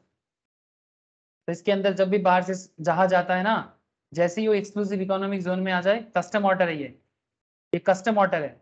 मतलब अगर आप इस एरिया में पहुंच जाओगे ना, तो आपको जीएसटी भी देना पड़ सकता है, में भी डिपेंड करता है कि आप क्या गुड्स लेके आए हो। जहाज क्या करता है, बीच समुद्र में आके ऐसे कस्टम वाटर में आने के बाद चेंज भी करके भाग सकता है ना, ऐसा नहीं है। क्या प्रोडक्ट है, कहाँ से आ रहा है, सब कुछ देखभाल करना पड़ता है, क्योंकि जो लाखों करोड़ों का बिजनेस होता है वो समुद्र में ही होता है। हम लोग को समझ में नहीं आता, लेकिन ये सबसे बड़ा खेल है सर। ये जो रशिया और यूक्रेन का वार हुआ, इसके पीछे का सबसे बड़ा कारण किसी को पता है कि क्यों रशिया इतना बौखला गया और यूक्रेन के साथ वार कर रहे हैं? क्योंकि रशिया ना एक लैंड लॉक नेशन है। रशिया वर्ल्ड का सबसे बड़ा देश है, सबसे बड़ा साइज में। इंडिया जैसा कंट्री रशिया के अंदर 5 घुस जाएगा, इतना बड़ा साइज में है। लेकिन रशिया का दुख क्या है जानते हो? रशिया के पास वाटर बॉडी नहीं है, समुंदर नहीं है। और जो भी समुंदर है बर्फीला, जो भी समुंदर है बर्फीला है सर। ये देखो, ये सब देख रहे हो, ये रशिया का पार्ट है, ये सब रशिया का पार्ट में आता है। लेकिन क्या है ना, बर्फीला है सर, बर्फीला। बर्फीला मतलब बर्फ जम जाता है। तो बर्फ जम जाएगा तो बिजनेस कैसे करेगा, ट्रेड कैसे करेगा? बिकॉज ये तो नॉर्थ पोल के साथ कनेक्टेड एरिया है ना, यहाँ तो कुछ हो नहीं सकता, यहाँ पर कुछ हो नहीं सकता। तो यहाँ से कोई भी जहाज लेके आप इधर उधर नहीं जा सकते, बीच में अटक जाओगे। ग्लेशियर्स है, ग्लेशियर्स है। मुश्किल समझ रहे हो ना रशिया का? तो प्रॉब्लम क्या है, ये देखो, यूक्रेन के पास कुछ समुद्र एरिया है। ये देखो, ये जो ब्लैक सी देख रहे हो ना, ये ब्लैक सी देखो, ये ब्लैक सी का एक बहुत बड़ा हिस्सा यूक्रेन के पास है, ठीक है। एक बहुत बड़ा हिस्सा यूक्रेन के पास है। और यहाँ पर भी एक कंट्री है, कंट्री का नाम मैं भूल जा रहा हूँ थोड़ा, ठीक है, उसको भी रशिया ने बेसिकली अडेप्ट कर लिया, वो रशिया के साथ आ गया। तो रशिया बेसिकली, ये देखो, अगर वो समुद्र कनेक्शन रशिया को नहीं मिलेगा ना, तो रशिया बिजनेस कैसे करेगा? ये देखो, ये जो रिवर लाइन है, ठीक है, ये रिवर लाइन पूरा ये सी को मैच करता है। फिर ये सी लाइन से ये यहाँ से एटलीस्ट इस्तानबुल होके, ये देखो यहाँ पर इस्तानबुल में देखो सी का चैनल है, देख रहे हो सर, ये देखो सी का चैनल है, यहाँ से बड़ा बड़ा जहाज निकल जाएगा इस्तानबुल होके, यहाँ से ये वाला पार्ट होके ये ऑटोमेटिकली इधर कोई भी कंट्री में जा सकता है, अफ्रीका कनेक्ट कर सकता है, मिडिल ईस्ट में आ सकता है, ठीक है, मिडिल ईस्ट में आ सकता है, कोई भी कंट्री में जा सकता है। तो ये प्रॉब्लम है। तो यूक्रेन अगर वेस्टर्न यूरोप का कनेक्शन में आ जाए ना, रशिया बिजनेस में प्रॉब्लम में आ जाएगा। रशिया में ये प्रॉब्लम है, नहीं तो रशिया के पास इतना पावर होके भी रशिया प्रॉब्लम बौखला गया है, क्योंकि वेस्टर्न यूरोप और अमेरिका एक हो गया है। नाटो कंट्रीज बोलते हैं इनको। सर क्या बताऊं सर, इंटरनेशनल पॉलिटिक्स है। आप बोलोगे सर जीएसटी क्लास में इंटरनेशनल पॉलिटिक्स का बात कर रहे हो, सॉरी सर, पॉलिटिक्स पे नहीं जाएंगे अभी। But you have to understand कि किसी भी कंट्री के पास वाटर बॉडीज होना कितना जरूरी है, और स्पेशली समुद्र होना। भारत का भगवान का दिया हुआ, ऊपर वाला का दिया हुआ एक बहुत बड़ा, भारत इसलिए इतना बिजनेस में बेहतर कर रहे हैं सब, बिकॉज इसके पास जो भी रिसोर्सेस है और जिस तरह का समुद्र चेन है, मतलब जो सी लाइन है, 3 तरफ भारत का ओपन है।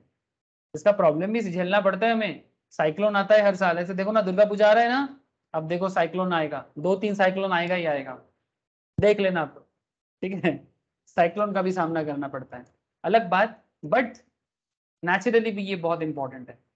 So what is the point, I hope you understand sir, कि आप अगर जीएसटी को समझना चाहते हो, बिजनेस को समझना चाहते हो, भारत को भी समझा करो, भारत का इकोनॉमिक एरिया को समझा करो, क्योंकि इकोनॉमिक एरिया रहेगा तब ना बिजनेस होगा, और बिजनेस होगा तब ना आप जीएसटी चार्ज करोगे, और जीएसटी चार्ज करोगे तब ना गवर्नमेंट इनकम करेगा, तब ना गवर्नमेंट इनकम करेगा, और गवर्नमेंट इनकम करेगा तब ना हमारे आपके घर के सामने रास्ता बनेगा, हॉस्पिटल बनेगा, स्कूल बनेगा, डिफेंस के लिए मिलिट्री में काम करने के लिए लोग जाएगा, तब चाइना से हम लोग लड़ेंगे, देश को जिंदा रखेंगे, है ना।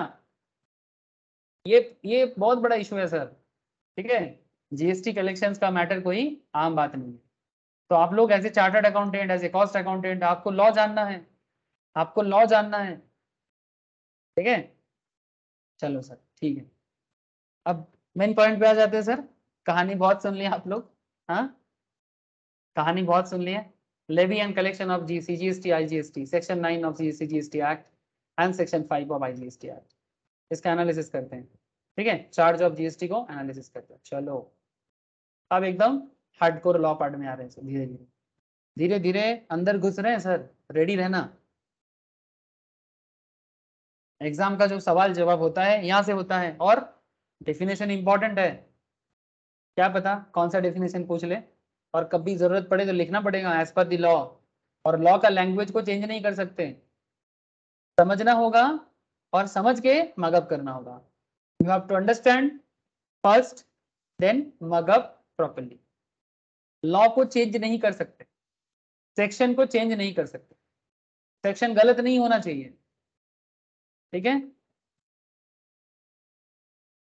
जैसे एक मिलिट्री का निशाना गलत नहीं होना चाहिए, वैसा ही एक प्रोफेशनल का सेक्शन का नॉलेज गलत नहीं होना चाहिए, गलत होने से प्रॉब्लम सर, निशाना चूक जाएगा। Central goods and service tax shall B levied on all intrastate supplies. देश के अंदर, सॉरी स्टेट के अंदर जो होता है उसको इंट्रास्टेट बोलते हैं, पहले ही समझाया। The tax shall be collected in such manner as may be prescribed and shall be paid by the taxable person. Tax collection किया जाएगा, प्रेस्क्राइब जो गवर्नमेंट बोलेगा उस तरह से, और टैक्सेबल पर्सन उसको पे करेगा।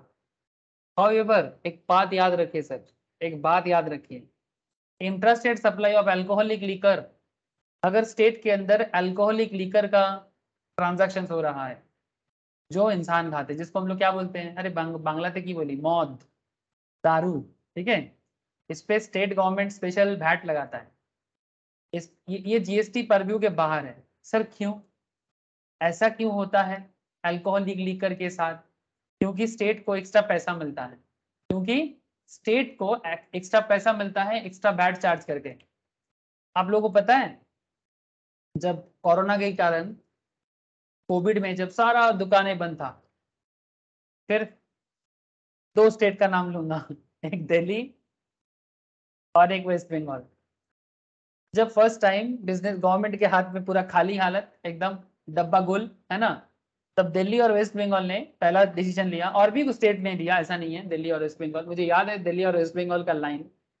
सर इन लोगों ने अल्कोहल का दुकान जो था, लिकर शॉप, उसको पहले ओपन किया, और ओपन करके, आप लोगों को पता है ये चीज, मैं बस आपको याद दिला रहा हूँ, जिन लोगों को भी थोड़ा बहुत खबर के साथ कनेक्टेड है दे ऑल नो, दिल्ली में जो भी 1 लीटर जो भी अल्कोहल का ब्रांड है, आई डोंट नो, मुझे उतना ब्रांड का नॉलेज नहीं है सर, बहुत सारा है, टीवी में ऐड तो आता ही है, क्या क्या सब, Officer Choice, Bagpiper soda, मैं जैसे जो टीवी में देखता हूँ, एक लीटर का जो भी दाम होता है उस पे नॉर्मली 30 to 35% जीएसटी लगता है, मतलब वैट लगता है, बट उस टाइम पे 70% जीएसटी लगाया गया था दिल्ली में, और पश्चिम बंगाल ने 65% जीएसटी लगाया था, मतलब अगर दाम 100 है तो 70 का जीएसटी वैट लगाया गया था, जीएसटी नहीं वैट, स्टेट वैट, क्योंकि अभी भी alcoholic liquor for human consumption को जीएसटी परव्यू के अंदर नहीं लिया गया, बिकॉज स्टेट इसमें अपने कंट्रोल में पैसा कमा सकता है, ये सेंट्रल और स्टेट के बीच में एक समझौता है। सर ऐसा करके क्या फायदा? अरे सर भारत में अभी स्टेट के पास पैसा का जरूरत पड़ता है, भारत अभी डेवलप नेशन नहीं बना है ना, भारत में भी बहुत पैसा नहीं है, पैसा बन रहा है, बिकॉज लास्ट 300 400 500 साल तो भारत अलग अलग कंट्री का कॉलोनी बन के रहा है ना, पहले ब्रिटिश, उससे पहले मुगल, और मुगल के बीच बीच में कभी अफगान, कभी उसके पहले कभी तुर्की, कभी पुर्तगीज, कभी स्पेन, कभी अलग अलग जो भी नेशंस आप लोग जानते हो, इतिहास पढ़े हो तो अभी जाके सर बोलो सर। अगर कंजम्पशन के अलावा अगर किसी चीज में यूज हो रहा है तो फिर वो किस में आएगा? अगर कंजम्पशन के बाहर है तो फिर वो कोई इंडस्ट्रियल कॉन्सेप्ट में आएगा, अल्कोहल का। जैसे जैसे हो बोल। गया इसमें सैनिटाइजर में या फिर किसी और चीज में जो यूज होता है वो फिर किस में आएगा? वो नॉर्मल जीएसटी में आ जाएगा, वो केमिकल कॉन्सेप्ट में आ जाएगा, वो केमिकल कॉन्सेप्ट में आ जाएगा, वो नॉर्मल जीएसटी का जो रेट लगता है ना वो सब में आ जाएगा, एक जीएसटी रेट चार्ट देंगे, ठीक है, जीएसटी का एक पूरा रेट चार्ट देंगे। देखो सर आप लोगों का जो एग्जाम में जो है वो करंट कुछ चेंजेस है, वो आप लोगों के लिए एप्लीकेबल अभी तक नहीं हुआ है, ठीक है, जो करंट रेट है आप यहाँ सब क्लियर टैक्स वगैरह से आपको मिल जाएगा।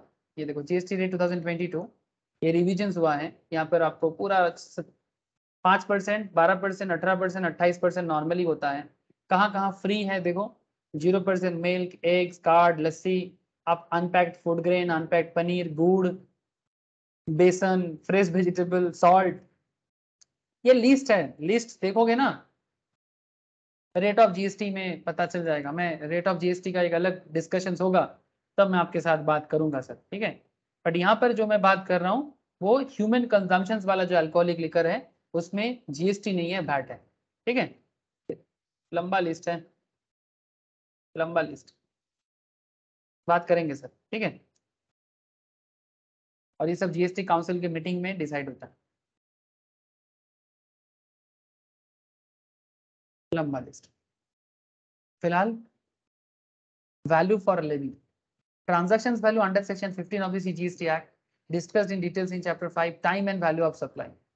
वैल्यू के बारे में बाद में बात करेंगे, एक चैप्टर आएगा time and value of supply, बहुत इंपॉर्टेंट चैप्टर है सर, लेकिन फिलहाल अच्छा रेट ऑफ जीएसटी जैसे जिसके बारे में अभी मुझे विश्वजीत पूछ रहा था, sir rates for CGST are rates as may be notified by the government on the recommendation of the GST council. Maximum rate of CGST can be 20%, CGST 20% मतलब एसजीएसटी कितना होगा? सीजीएसटी 20% मतलब एसजीएसटी भी 20%, तो 20 + 20 इक्वल्स टू 40%। ये देखो, on interstate supply of goods and services, integrated goods and service tax is levied on the transactions value under section 15 of the CGST Act. Since alcoholic liquor for human consumption is outside the purview of GST law, IGST is also not leviable on the same. IGST in the sum total of CGST and SGST. IGST क्या होता है? CGST और SGST मिला के जो होता है, तो मैक्सिमम रेट ऑफ IGST अभी चल रहा है 40%, मैक्सिमम रेट ऑफ IGST चल रहा है 40%, ठीक है। तो मैं आपको स्टार्टिंग में ही बताया कि आईजीएसटी कब चार्ज होता है और एसजीएसटी और सीजीएसटी कब चार्ज होता है, और बेसिक्स के चैप्टर में आपको डिटेल्स में पढ़ाया गया। हाउएवर कुछ और भी कॉन्सेप्ट है, थोड़ा ध्यान दो। CGST और IGST on supply of the following items has not yet been levied। कुछ प्रोडक्ट है, कुछ ऐसा प्रोडक्ट है सर जिसमें CGST IGST मतलब GST लाना चाहिए बट अभी तक नहीं आया। गवर्नमेंट इसके बारे में काफी दिनों से बात कर रहे हैं बट अभी भी परव्यू में है, GST परव्यू में है, GST के नजर में है बट अभी तक नहीं आ रहा है। पेट्रोलियम क्रूड पे GST लाने का बात हो रहा है। इसके ऊपर मैंने एक स्पेशल क्लास मतलब केस स्टडीज क्लास किया था जब पेट्रोल का दाम बहुत बढ़ रहा था, उस टाइम पे वही GST क्लास चल रहा था, तो मैंने सोचा एक बार बता देना चाहिए कि क्या प्रॉब्लम है। मैं आपको एक डेटा दिखाने से शायद आपको समझ में।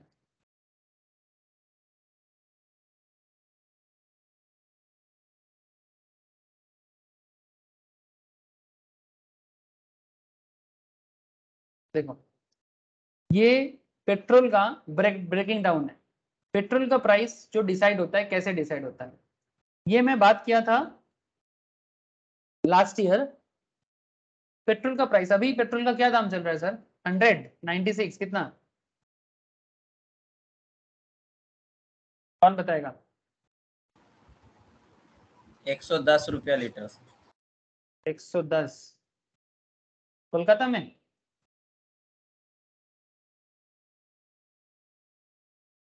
नहीं सर, हम लोग के साइड सर चल रहा है सर। अच्छा, आप लोगों के साइड चल रहा है, यहाँ पर 106 बता रहा है, आई डोंट नो। ठीक है चलो, मोटामोटी 106 110 ऐसा ही चल रहा है। हाँ सही बोला आपने। ये जब पेट्रोल का प्राइस बढ़ रहा था, ठीक है, उस टाइम का ये डेटा है, इंडियन ऑयल कॉर्पोरेशन से लिया गया था। अब देखो कि पेट्रोल का दाम कैसे डिसाइड होता है। सर जब इंपोर्ट क्रूड ऑयल को इंपोर्ट किया जाता है तो उसमें इंक्लूडिंग ओशियन फ्रेट, रिफाइनिंग का चार्जेस, OMC मार्जिन, ठीक है, मतलब जो पेट्रोलियम ऑर्गेनाइजेशन है ना उसका एक मार्जिन होता है, सब चीज लेके 26.34 1 लीटर पेट्रोल का दाम पड़ता है। ये उस टाइम का है, अगर इसको करेंटली अगर ये बढ़ भी गया है 3-4% बढ़ा होगा। डोमेस्टिक फ्रेट लगता है 0.37 रुपीज 37 पैसा 1 लीटर पेट्रोल पे। सेंट्रल गवर्नमेंट का एक्साइज ड्यूटी लगता है 32.98 1 लीटर पेट्रोल पे। पेट्रोल पंप डीलर वाले कमीशन लेते हैं पर 1 लीटर पेट्रोल पे 3 टका 65 पैसा मैक्स टू मैक्स चार्ज आएगा। स्टेट गवर्नमेंट का वैट लगता है 1 लीटर पेट्रोल पे 30%, जिसका वैल्यू है 19 टका, अभी और ज्यादा हो गया। लास्ट में जाके दाम बढ़ा है 82.34। चक्कर क्या है? चक्कर कहां पर है देखो, ये 82 का जो दाम है, इसमें 32 टका तो सेंट्रल गवर्नमेंट का GST है, मतलब सॉरी एक्साइज है, और 20 टका स्टेट गवर्नमेंट का है। तो 32 और 20 आउट ऑफ 82 52 तो गवर्नमेंट के टैक्स में ही चला गया। लेकिन सर गवर्नमेंट को तो टैक्स चाहिए, गवर्नमेंट का तो टैक्स चाहिए, लेकिन इसको कम किया जा सकता है। जैसे कि स्टेट वैट 30% है, सेंट्रल गवर्नमेंट 32 ले रहा है, अगर इसको एक 18% या 28% पे भी ला देते हो ना, तो इसका रेट कम हो जाएगा। कम से कम ये 82 जो है 75 में आ सकता था, या फिर करंटली जो 110 चल रहा है शायद 100 में रहे, एटलीस्ट 10 टका कम हो जाएगा। लेकिन प्रॉब्लम क्या है, सेंट्रल गवर्नमेंट अगर रेडी है ना, स्टेट रेडी नहीं है।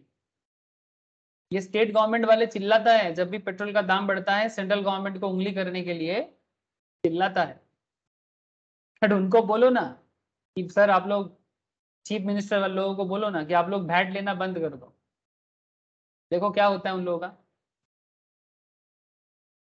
राजनीति अलग चीज है, जिसको नॉलेज नहीं है वो राजनीति नहीं समझेगा। हम लोग जो देखते हैं वो राजनीति नहीं, वो क्या बोलेंगे उसको मैं राजनीति नहीं मानता। जो आप लोग टीवी में देखते हो, सड़क पे देखते हो, वो राजनीति नहीं है, वो बदमाशी है, वो लोगों को गुमराह करने का राजनीति है, ओरिजिनल राजनीति नहीं है। राजनीति का इंग्लिश नेम है पॉलिटिक्स।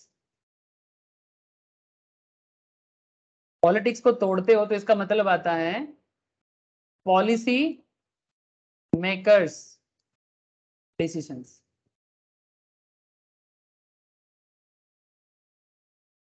देश को चलाने के लिए पॉलिसी मेकर जो डिसीजन लेता है उसको पॉलिटिक्स कहा जाता है। हम लोग जो रास्ते में देखते हैं ना, बंगाल में, बिहार में, दिल्ली में, एक दूसरे का टांग खिंचाई करना, एक दूसरे को इंसल्ट करना, कभी ये इसके तरफ कभी वो उसके तरफ, हाँ, कभी चोर पकड़ा जाता तो कभी अंदर घुस जाता, ये राजनीति नहीं है। ये गलत सोच है लोगों का राजनीति का, क्योंकि हम लोग गलत लोगों को राजनीति में चूज किया। भगाओ इन लोगों को, सब बदल जाएगा, नया देश बनेगा, नया इंडिया बनेगा। गलत लोगों को हटाना जरूरी है। सर क्या कहना क्या चाहते हैं? कुछ नहीं, आप रियल पॉलिटिक्स को समझो।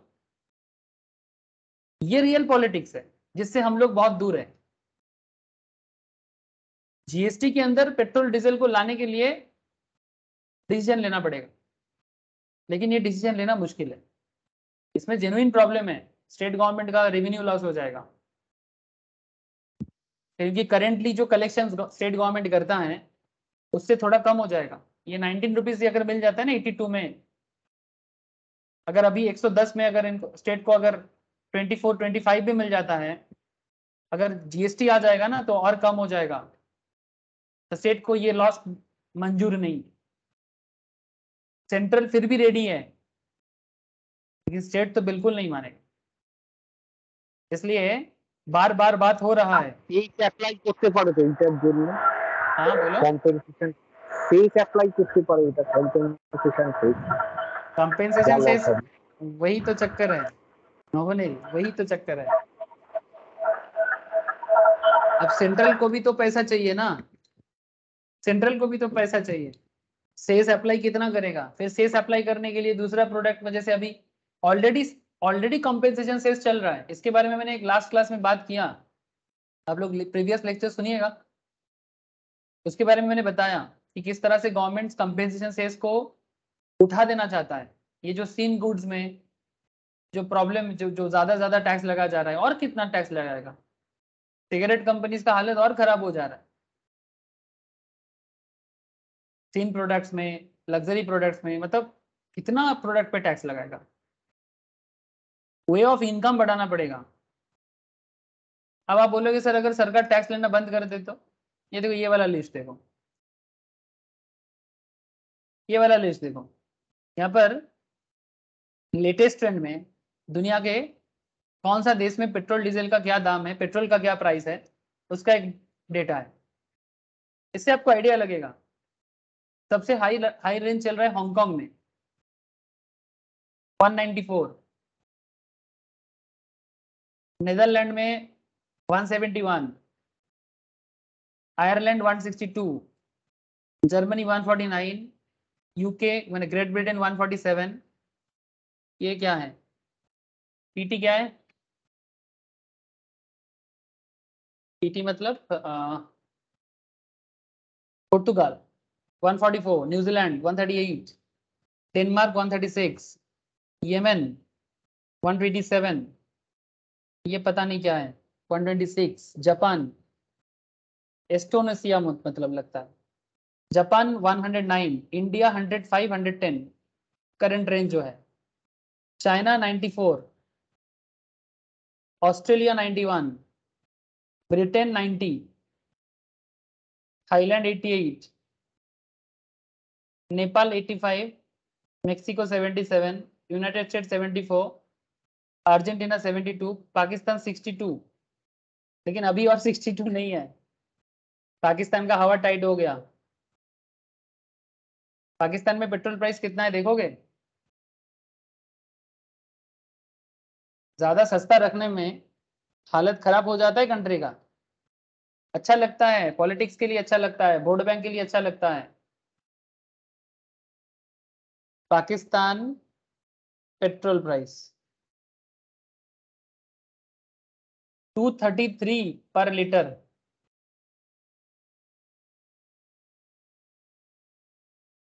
पाकिस्तान में ये रेंज चल रहा है अभी 200-250 लीटर पर लीटर का दाम। आप खबर लगाओ। और श्रीलंका में भी हालत खराब है, श्रीलंका में तो 300 पार है।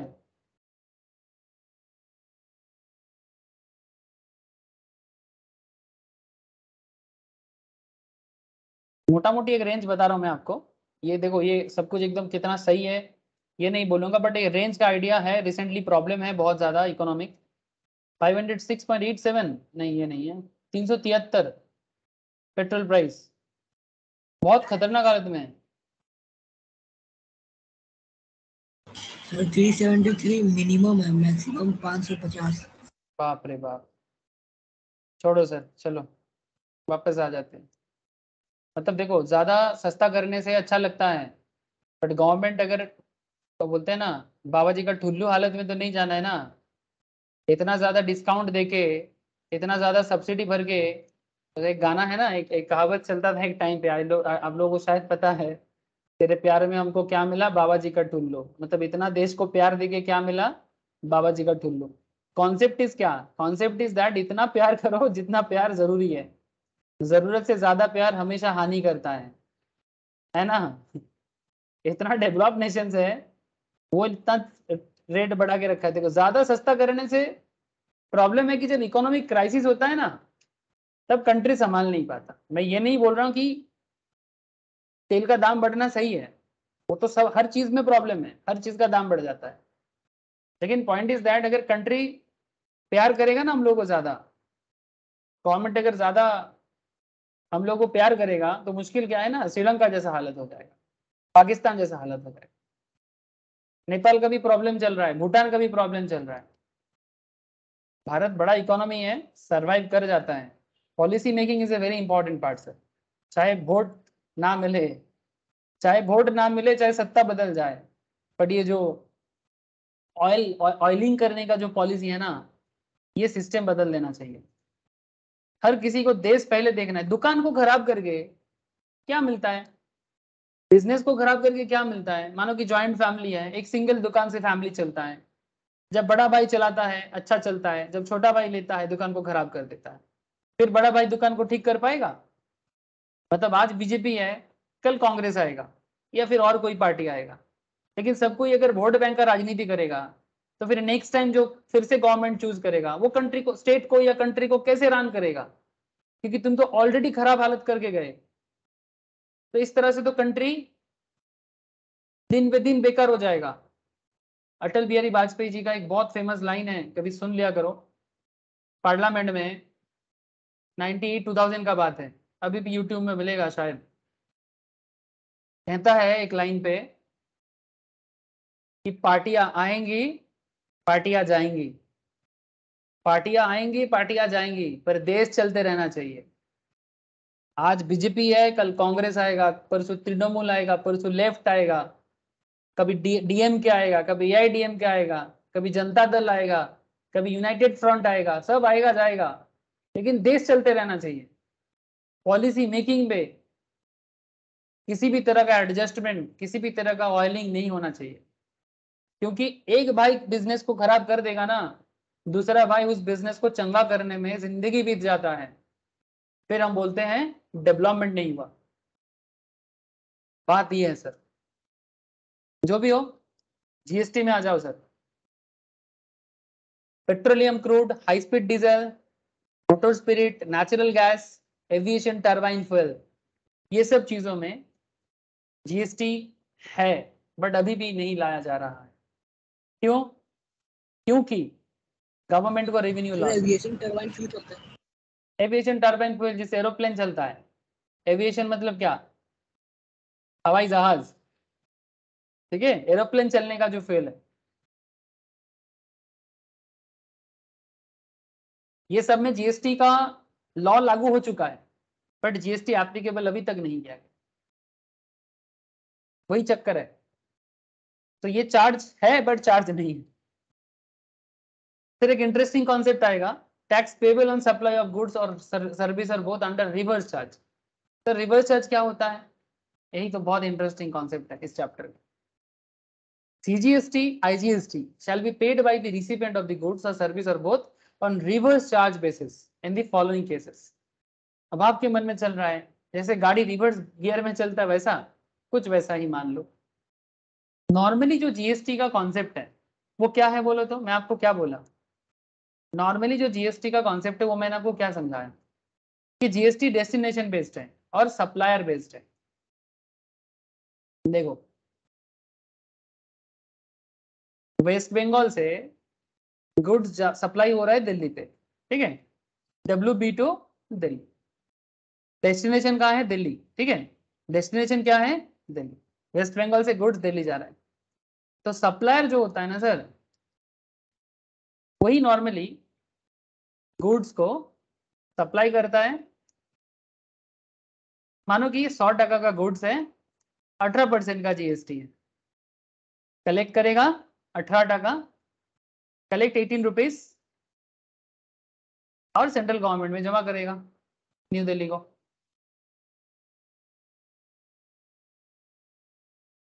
लेकिन किंतु परंतु ये तो सप्लायर बेस्ड हो गया, तो फिर सर रिवर्स चार्ज क्या होता है? हाँ, कुछ कहना चाहते हो क्या? बोलो सर। रिवर्स चार्ज में क्या होता है? सप्लायर नहीं, रिसिपेंट,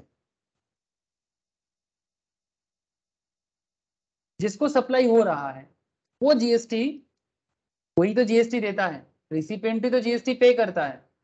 लेकिन इस बार क्या होगा, रिसिपेंट डायरेक्टली सेंट्रल गवर्नमेंट के घर में जमा करेगा या फिर स्टेट गवर्नमेंट के घर में, जो भी as per the state goods and service tax या IGST जो होगा। मतलब रिसिपेंट ऑफ द GST, मतलब जो गुड्स को रिसीव कर रहा है या जो सर्विस को रिसीव कर रहा है वो GST, वही GST पे करेगा। लेकिन पहले क्या होता था, नॉर्मल लेवल में क्या होता है, सप्लायर कलेक्ट करता है और गवर्नमेंट को पे करता है।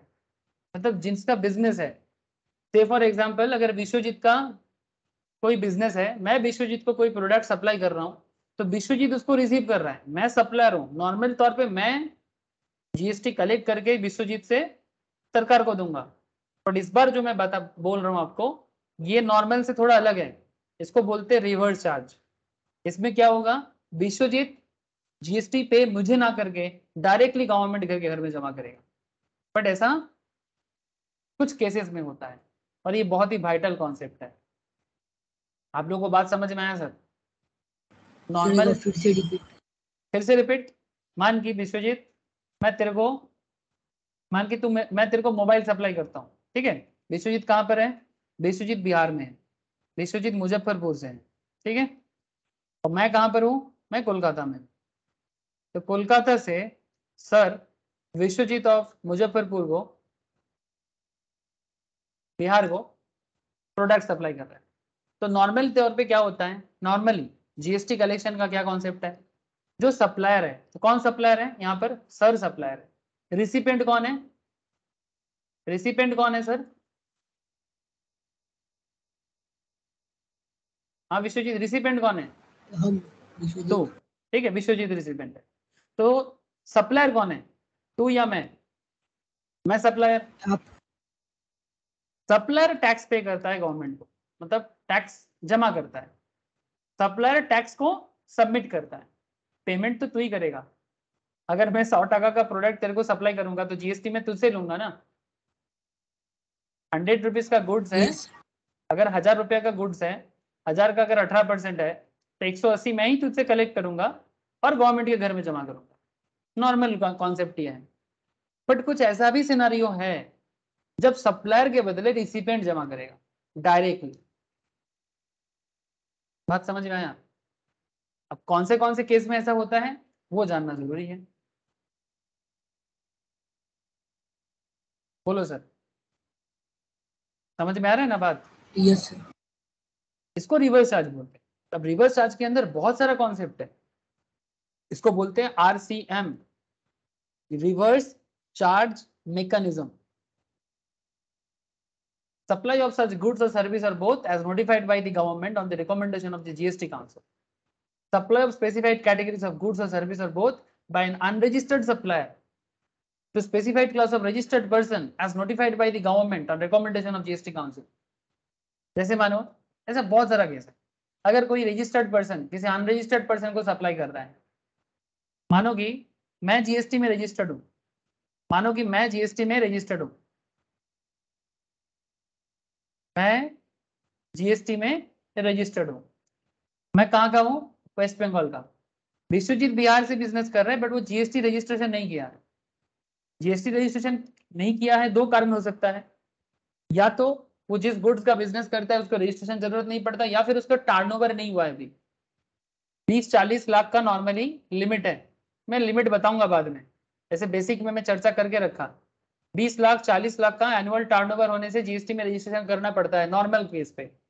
नॉर्थ ईस्टर्न स्टेट्स के लिए 10 लाख का इश्यूज है, मैं बताऊंगा, उसका भी बेसिक्स में चर्चा होके रखा है, एक बार प्लीज बेसिक्स देखें।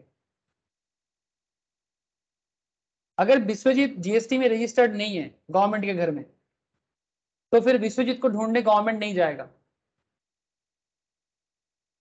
या फिर ऐसा मानो कि मैं रजिस्टर्ड नहीं हूं, विश्वजीत रजिस्टर्ड है, विश्वजीत एक रजिस्टर्ड रेसिपिएंट है, मैं सप्लायर हूं बट मैं रजिस्टर्ड नहीं हूं, तो गवर्नमेंट क्या बोलेगा, भाई अनरजिस्टर्ड को ढूंढने हम लोग नहीं जाएंगे, जो रजिस्टर्ड है वही सरकार को टैक्स पे करते हैं,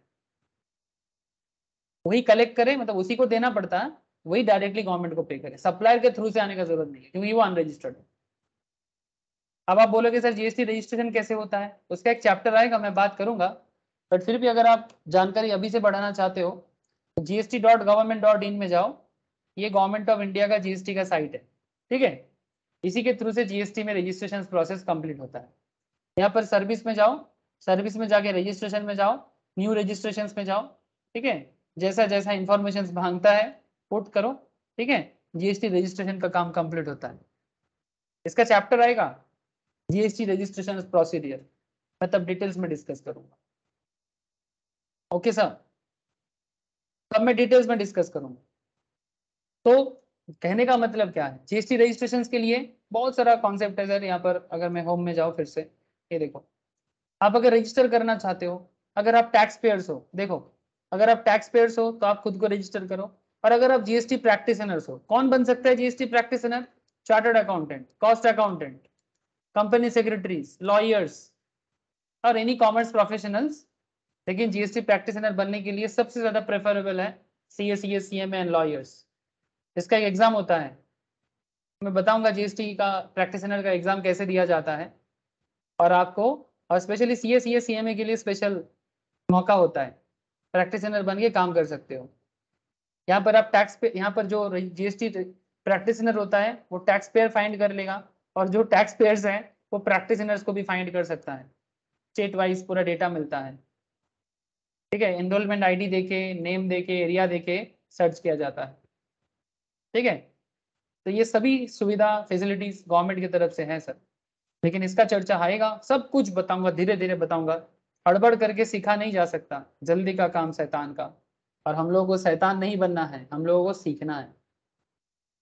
सर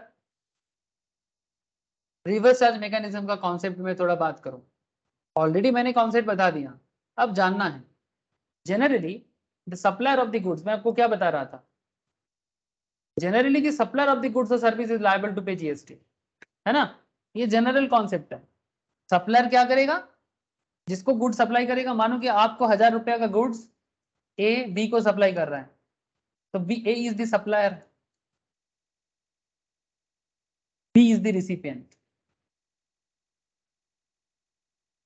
1000 टका में 18% जीएसटी है मानो, तो 18 टका का जीएसटी होता है, तो सप्लायर को क्या करना पड़ता है, बी से 18 टका कलेक्ट करेगा, गवर्नमेंट के घर में जमा करेगा, ये नॉर्मल रूल्स है।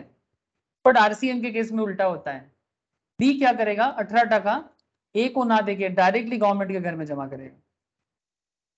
बट ऐसा कब कब होता है, ऐसा कब कब होता है और क्यों होता है, ये लॉजिकली पता चल जाएगा सर, केस स्टडीज करेंगे ना, केस स्टडीज करेंगे तो धीरे धीरे पता चल जाएगा।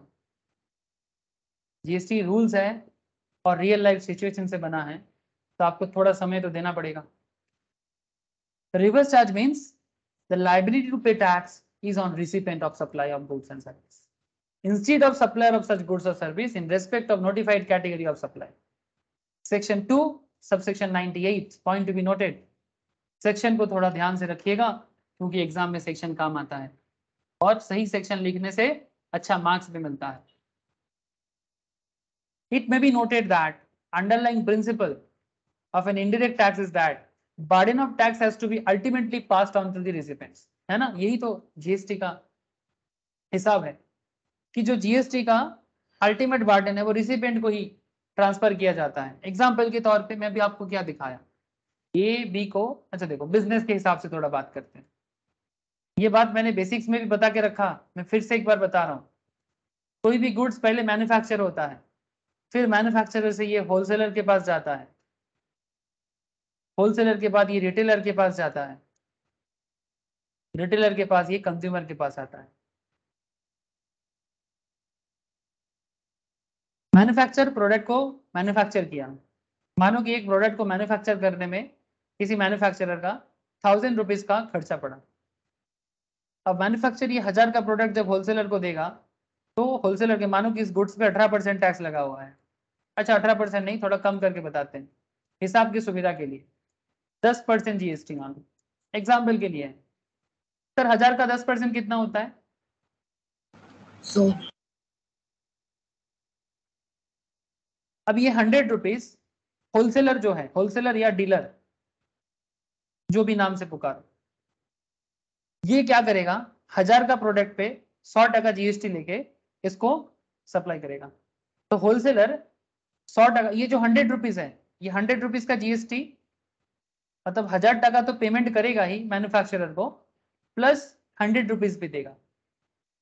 तो होलसेलर के लिए कॉस्ट कितना है 1000 और 100% क्या है जीएसटी, 100 क्या है जीएसटी।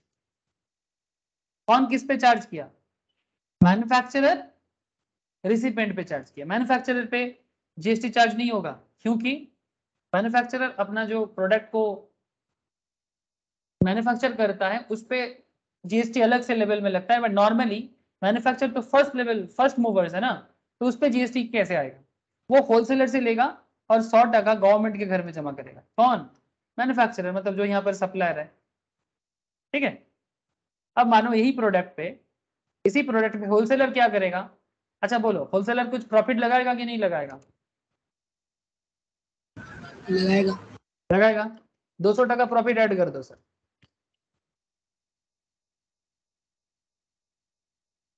1300। नहीं 1300 नहीं, 200। जीएसटी भी है ना 100 रुपया। 1200 का दाम हो गया इसका। 1200 का प्रोडक्ट है, रिटेलर को देना है, रिटेलर इसको 1200 में बाई करेगा, लेकिन जीएसटी कितना है 10%। तो 1200 का 10% कितना होता है 120। 120। तो रिटेलर टोटल कितना पे करेगा इसको? 1200 और 120।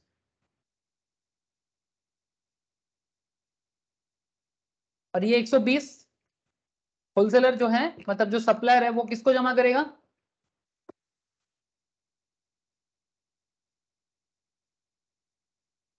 सरकार को जमा करेगा। बट यहाँ पर एक खेल है, मैं बताता हूँ आईटीसी का, वेट कर जाओ। अब रिटेलर 1200 का प्रोडक्ट है, इस पे प्रॉफिट लगाएगा, 300 का प्रॉफिट लगा दो इसका। 1200 पे 300 हो गया, कितना हो गया 1500। 1500 का 10% 150, कितना हो जाता है 1650, 1650। ये कौन पे करेगा? ये कस्टमर प्रोडक्ट का दाम देगा जो फाइनल कंज्यूमर है ना सर। कितना दाम चालू हुआ था 1000, कहां जाके खत्म हुआ 1650। अब यहां पर कुछ खेल है, यहां पर जीएसटी कितना था 150। देखो सर, बार बार एक चीज क्या हो रहा है बोले तो, सप्लायर जो है वो रिसिपिएंट से टैक्स ले रहा है या ना? मैन्युफैक्चरर सप्लाई किया होलसेलर को, होलसेलर इज रिसिपिएंट, वो 100% का जीएसटी दिया, किसको दिया? मैन्युफैक्चरर को दिया, मैन्युफैक्चरर उसको गवर्नमेंट को दिया। फिर होलसेलर सप्लायर बन गया, रिटेलर को दिया 1200 का प्रोडक्ट पे 120 का जीएसटी आया, रिटेलर 120 का जीएसटी होलसेलर को दिया, होलसेलर इसको गवर्नमेंट के घर में जमा किया। लेकिन यहाँ पर एक खेल है, जब गवर्नमेंट रिटेलर को बोला, होलसेलर को बोला कि भाई 120 जमा करो, तब क्या हुआ जानते हो? तब क्या हुआ जानते हो? देखो गवर्नमेंट के घर में क्या होता है, 120 का पहले 100 का था ना, तो ये होलसेलर के पास ना 100 का क्रेडिट है। अब जब रिटेलर 120 दिया ना, तो होलसेलर को गवर्नमेंट पूछ रहा है, गवर्नमेंट पूछ रहे दो 120, तो बोलता है नहीं बाबा 120 नहीं देंगे, पहले 100 दे के रखे हैं, तो अभी 120 हुआ ना, तो 120 से पहले का 100 का क्रेडिट माइनस हो जाएगा, अभी होलसेलर सिर्फ 20 पे करेगा।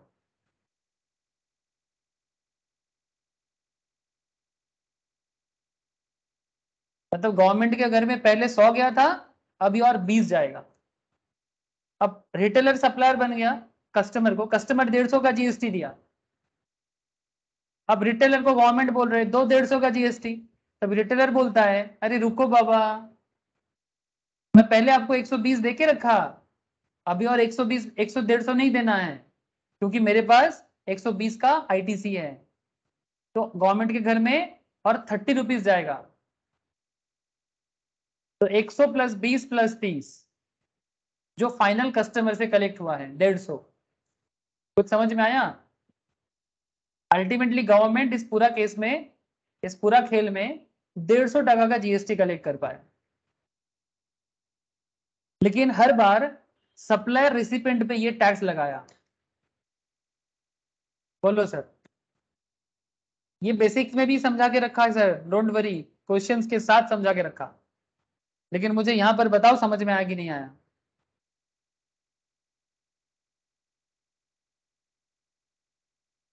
हेलो, ये मैंने बेसिक्स में कैलकुलेशन के साथ समझा के रखा, प्लीज एक बार बेसिक का क्लास कीजिए, ठीक है? लेकिन मैं फिर से समझाया, लेकिन क्या आप लोगों को समझ में आया कि क्या खेल चलता है? अरे हाँ ना, कुछ तो बोलो। Yes sir. Yes sir. ठीक है, अब रिवर्स चार्ज में बस कुछ नहीं है, रिवर्स चार्ज में और कुछ नहीं, रिसिपेंट जो होता है वो डायरेक्टली गवर्नमेंट के घर में देगा, बाकी कॉन्सेप्ट सेम है, यही सिस्टम है, सप्लायर के थ्रू से नहीं जाएगा, रिसिपेंट डायरेक्टली देगा, बस यही फर्क हो जाएगा। तो ये बात में कोई चेंज नहीं जो हमने आपको समझाया, बट सप्लायर की जगह रिसिपेंट पे करेगा। तो वही मैं आपको बता रहा था कि it may be noted that underlying principle of an indirect tax is that burden of tax has to be ultimately pass to the recipient, जिसके लिए मैंने एग्जांपल लिया, GST being an indirect tax, this principle holds good for GST, क्योंकि ये indirect tax है। Under normal circumstances, the statutory liability to deposit GST and undertake compliance. Normally क्या होता है, जो compliance मतलब डॉक्यूमेंटेशन, गवर्नमेंट के घर में जो लीगल मैटर जमा करना है, टैक्स फाइलिंग करना है, उसको कॉम्प्लायंस बोलते हैं ना, जिसके लिए सीए में मतलब काम करने के लिए जाने जाते हैं। That is to obtain registration under GST, deposit the tax with the government, filing the return, etc. इसको कॉम्प्लायंस कहा जाता है, और ये हर एक कंपनी में बहुत बड़ा रोल प्ले, हर एक बिजनेस में, छोटा से लेके बड़ा, ये सारा का सारा खेल सप्लायर पे होता है। While he may recover the same from its recipient, लेकिन ये सप्लायर अपने पॉकेट से नहीं देता, सप्लायर तो रिसिपेंट से लेके देता है। However, under reverse charge mechanism, ये पूरा का पूरा कॉम्प्लायंस का खेल जो है ना, ये रिसिपेंट पे आ जाता है सप्लायर की जगह। And statutory liability to deposit GST and undertaking compliance requirement, that is GST registration करना, टैक्स डिपॉजिट करना, गवर्नमेंट के घर में फाइलिंग, रिटर्न फाइल करना, ये सारा का सारा खेल रिसिपेंट पे आ जाएगा। अगर नहीं होगा तो रिसिपेंट पे ही गवर्नमेंट टैक्स चार्ज करेगा, रिसिपेंट पे ही गवर्नमेंट फाइन चार्ज करेगा। नॉर्मल सर्कमस्टेंसेस में सप्लायर पे लिया जाता है, बट कुछ ऐसा सिचुएशंस आएगा जहां पर रिसिपेंट को देना पड़ेगा। Two types of reverse charge scenarios provided in law, दो तरह का होता है।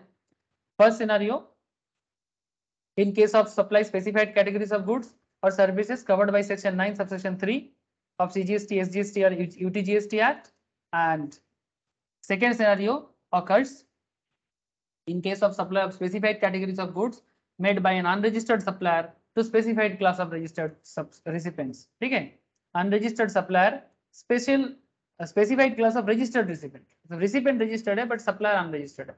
ठीक है. Similar provisions contained in section 5 subsection 4 of the IGST Act. जो CGST के 9 subsection 4 में बोला है वही IGST के section 5 subsection 4 में बोला है. ठीक है सर, सब कुछ तो समझ में आ रहा है, बट अब तो यही नहीं बताया कि कब ऐसा होता है. सर ऐसा बहुत सारा केस में होता है, एक आध केस नहीं.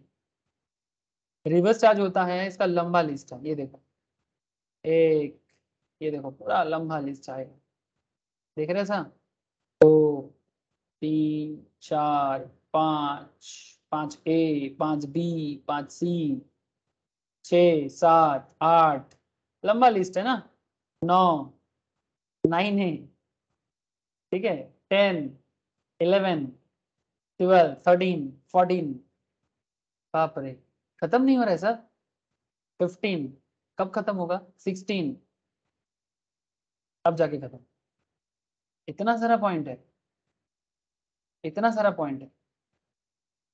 मतलब समझ रहे हो कि जिसके बारे में मैं इतना देर से आपके साथ बात कर रहा हूँ, ये कोई एक आध केस का मैटर नहीं है, ये बहुत लंबा केस है. देखो under section 9 subsection 3 of CGST Act and section 5 of subsection 3 of the IGST Act, supply of goods taxable under reverse charge, that is supply of the goods where tax is payable by the recipient. ऐसा बहुत सारा case है, कुछ example लेके घर जाओ. आज next class में डिटेल्स डिस्कशन होगा. Goods like cashew nuts not celled and peeled, जो कैश्यू नट्स का रिसीव करता है. Normally cashew nuts not celled and peeled मतलब एकदम कच्चा हालत में. बेसिकली गांव में जो ट्राइबल्स होते हैं ना, या फिर जिस गांव में गांव का लोग कैश्यू नट्स का एग्रीकल्चर करते हैं, उनके थ्रू से इसका सप्लाई होता है. तो नॉर्मली जो काजू का खेती करता है वो तो अनरजिस्टर्ड होगा. हाँ सर, क्या कॉमन सेंस क्या कहता है? बीड़ी रैपर लीव्स, जानते हो बीड़ी किससे बनता है?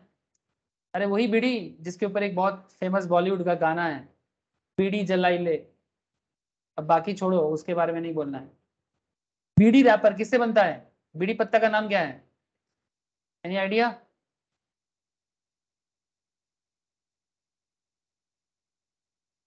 टेंडू लिप्स होता है सर, टेंडू लिप्स जानते हो? झारखंड एंड छत्तीसगढ़ में टेंडू लिप्स का चाल खेती होता है. ये देखो, ये टेंडू लिप्स हैं, ये जो महिला के हाथ में है ना. झारखंड, छत्तीसगढ़, उड़ीसा, ये तीनों स्टेट में ज्यादा होता है. देख पा रहे सर? ये देखो बीड़ी बना. बीड़ी एक बहुत बड़ा मार्केट है इंडियन मार्केट में. गांव साइड में, इवन सिटी में भी लोग पीते हैं सर. बीड़ी नशा का चीज है, नशा करते हैं लोग इसका. ठीक है, ये देखो टेंडू लिप्स के बारे में Indira Gandhi national forest academy में पढ़ाया भी जाता है, बिकॉज इसके ऊपर बेस करके इकोनॉमी भी बहुत बड़ा है. ठीक है, तो बेसिकली जो गांव का महिला लोग हैं जो बीड़ी को बनाते हैं और फिर उसको बेचते हैं, कच्चा हालत में देखने में कुछ पान पत्ता जैसा है.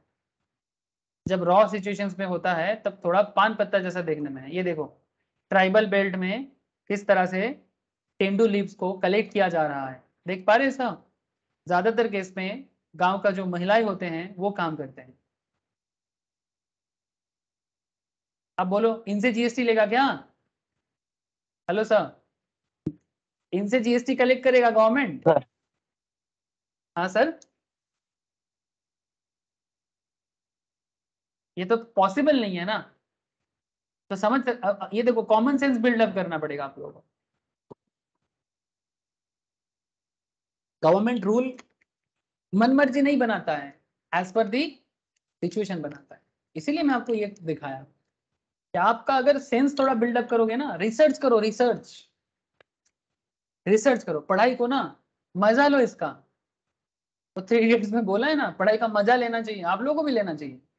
क्वेश्चन पे क्वेश्चन आना चाहिए, क्वेश्चन पे क्वेश्चन आना चाहिए.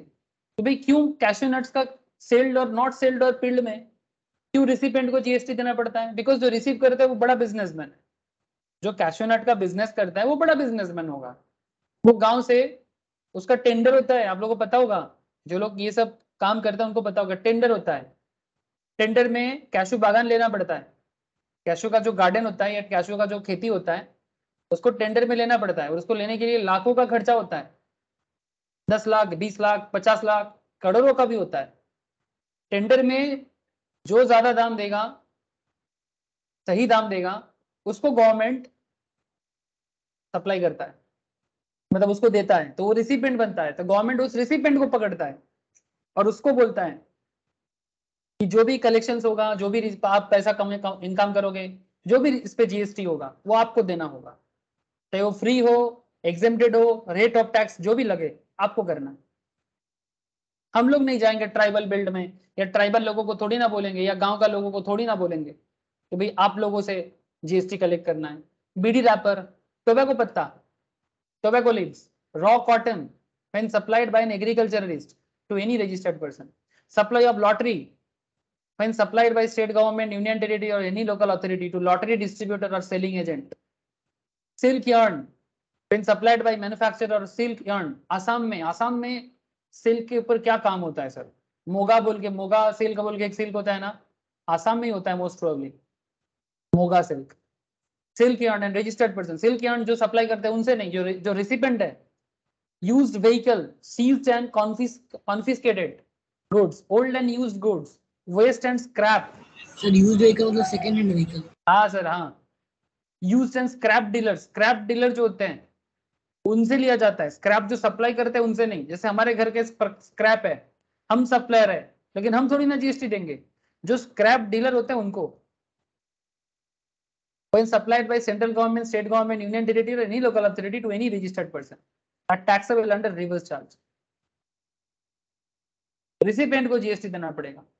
जहां जहां गवर्नमेंट ने देखा कि जीएसटी कलेक्शन सप्लायर से पॉसिबल नहीं है, वहां वहां गवर्नमेंट रिसिपेंट को पकड़ लिया। यहाँ पर एक लंबा लिस्ट है जिसमें supply of service taxable under reverse charge under section 9 of subsection 3 of GST act, that is the service where tax is payable by the recipient. इसके बारे में अमेंडमेंट आया था। Notified in the following category of supply of service wherein whole of the tax shall be paid on reverse charge basis by recipient. जिसमें बहुत important concept आएगा, मैं next class में बात करूंगा। गुड्स ट्रांसपोर्ट एजेंसी, जीटीए, जो transporter होता है उनका एक बड़ा इंटरेस्टिंग है। ट्रांसपोर्टर सप्लायर है, रिसिपेंट फैक्ट्री है, ठीक है, तो ट्रांसपोर्टर इसमें आ जाएगा। और ये बहुत फेमस एक कॉन्सेप्ट है। जीएसटी का रेट क्या होता है ट्रांसपोर्ट एजेंसी के केस में, ठीक है, कम रेट में क्या होता है, ज्यादा रेट में क्या होता है। Service provided by an individual advocate including senior advocate of a firm advocate, legal service जो प्रोवाइड करते हैं उनके केस में क्या होता है, ठीक है। Service applied by arbitral tribunal, जहां कोर्ट केस चलता है। स्पॉन्सरशिप सर्विस, ठीक है, सेंट्रल या स्टेट गवर्नमेंट जब किसी को कुछ सप्लाई करते हैं तब क्या होता है। लंबा लिस्ट है, नेक्स्ट क्लास में चर्चा करें सर आरसीएम का रिवर्स चार्ज में क्या क्या होता है, ठीक है। फिर इसके ऊपर मैं स्पेशल बात करूंगा आपको जीटीए के बारे में। GTA is very very important concept है। गुड्स ट्रांसपोर्ट के बारे में स्पेशल डिस्कशन होगा। Person liable to be GST on GTA service, बहुत पॉपुलर कॉन्सेप्ट है, ठीक है, एग्जाम में सवाल भी पूछता है जीटीए से, ठीक है। बहुत सारा कॉन्सेप्ट है, आगे आगे चर्चा करेंगे सर, अभी बात चलेगा। तो ये जो कॉन्सेप्ट था ना, लॉ है, लॉ, लीगल कॉन्सेप्ट, आपको इस तरह से एक्सपर्ट बनना है। अभी समय दो थोड़ा जीएसटी में, और जिन लोगों का बेसिक्स नहीं हुआ है मैं उन लोगों को बेसिक्स शेयर करूंगा, मेरे दिमाग में है किसका किसका नहीं हुआ है, ठीक है। जिनके पास ऑलरेडी है वो चालू कर दे पढ़ाई, ठीक है, ठीक है सर। এই যে 16টা লিস্ট আছে, এই লিস্টের বাইরে যদি কোনো আনরেজিস্টার্ড সাপ্লায়ার থাকে তাহলে তার উপর তো রিভার্স চার্জ করা যাবে না। लिस्ट के बाहर अगर देखो, ये गवर्नमेंट पे केस टू केस मैटर करता है, ठीक है। अगर नॉर्मली जो लिस्ट है, लिस्ट के बाहर अगर मानिए कि अगर कुछ ऐसा दिख रहा है गवर्नमेंट को पता नहीं चल रहा क्या करे, तो वो रजिस्टर्ड जो है उसी को मानेगा। गवर्नमेंट अनरजिस्टर्ड को पकड़ने नहीं जाएगा, गवर्नमेंट ऑलवेज रजिस्टर्ड जो है उसी को लेगा। और गवर्नमेंट ने केस स्पेसिफाई कर दिया है, ठीक है। उसके बाहर अगर है तो फिर वो गवर्नमेंट सोचेगा, वो केस टू केस डिपेंड करता है। ये सब क्या है ना, बिजनेस डेवलप होता है, गवर्नमेंट अगर प्रॉब्लम में पड़ता है तो अलग से सोचता है, तब न्यू रूल लाएगा, अमेंडमेंट लाएगा।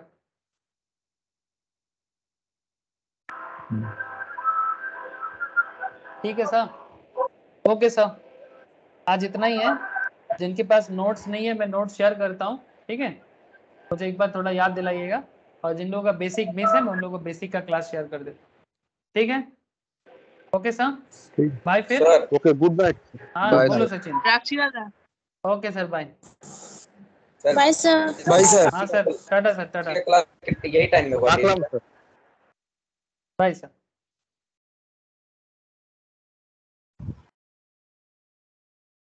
सर जीएसटी का क्लास यही टाइम में होगा क्या? हाँ जीएसटी का क्लास तो इसी टाइम में रहता है, 7:30 में रहता है। Per day sir? हाँ पर डे? पर डे क्यों, थर्सडे रूटीन दिया था तुझे? सर रूटीन में सर नहीं है सर। रूटीन में जीएसटी नहीं है, नहीं सर। और उसमें ऐड कर दे बाबू, रूटीन में ऐड कर दे थोड़ा, थर्सडे जीएसटी बोल के ऐड कर दे, ओके सर, ठीक है। और लिंक सेंड कर दिया ना बुक वाला जो आप भेजे थे सर, मेरा फोन खो गया। अच्छा ठीक है, मैं कर देता हूँ, thank you sir, good night. Okay good night.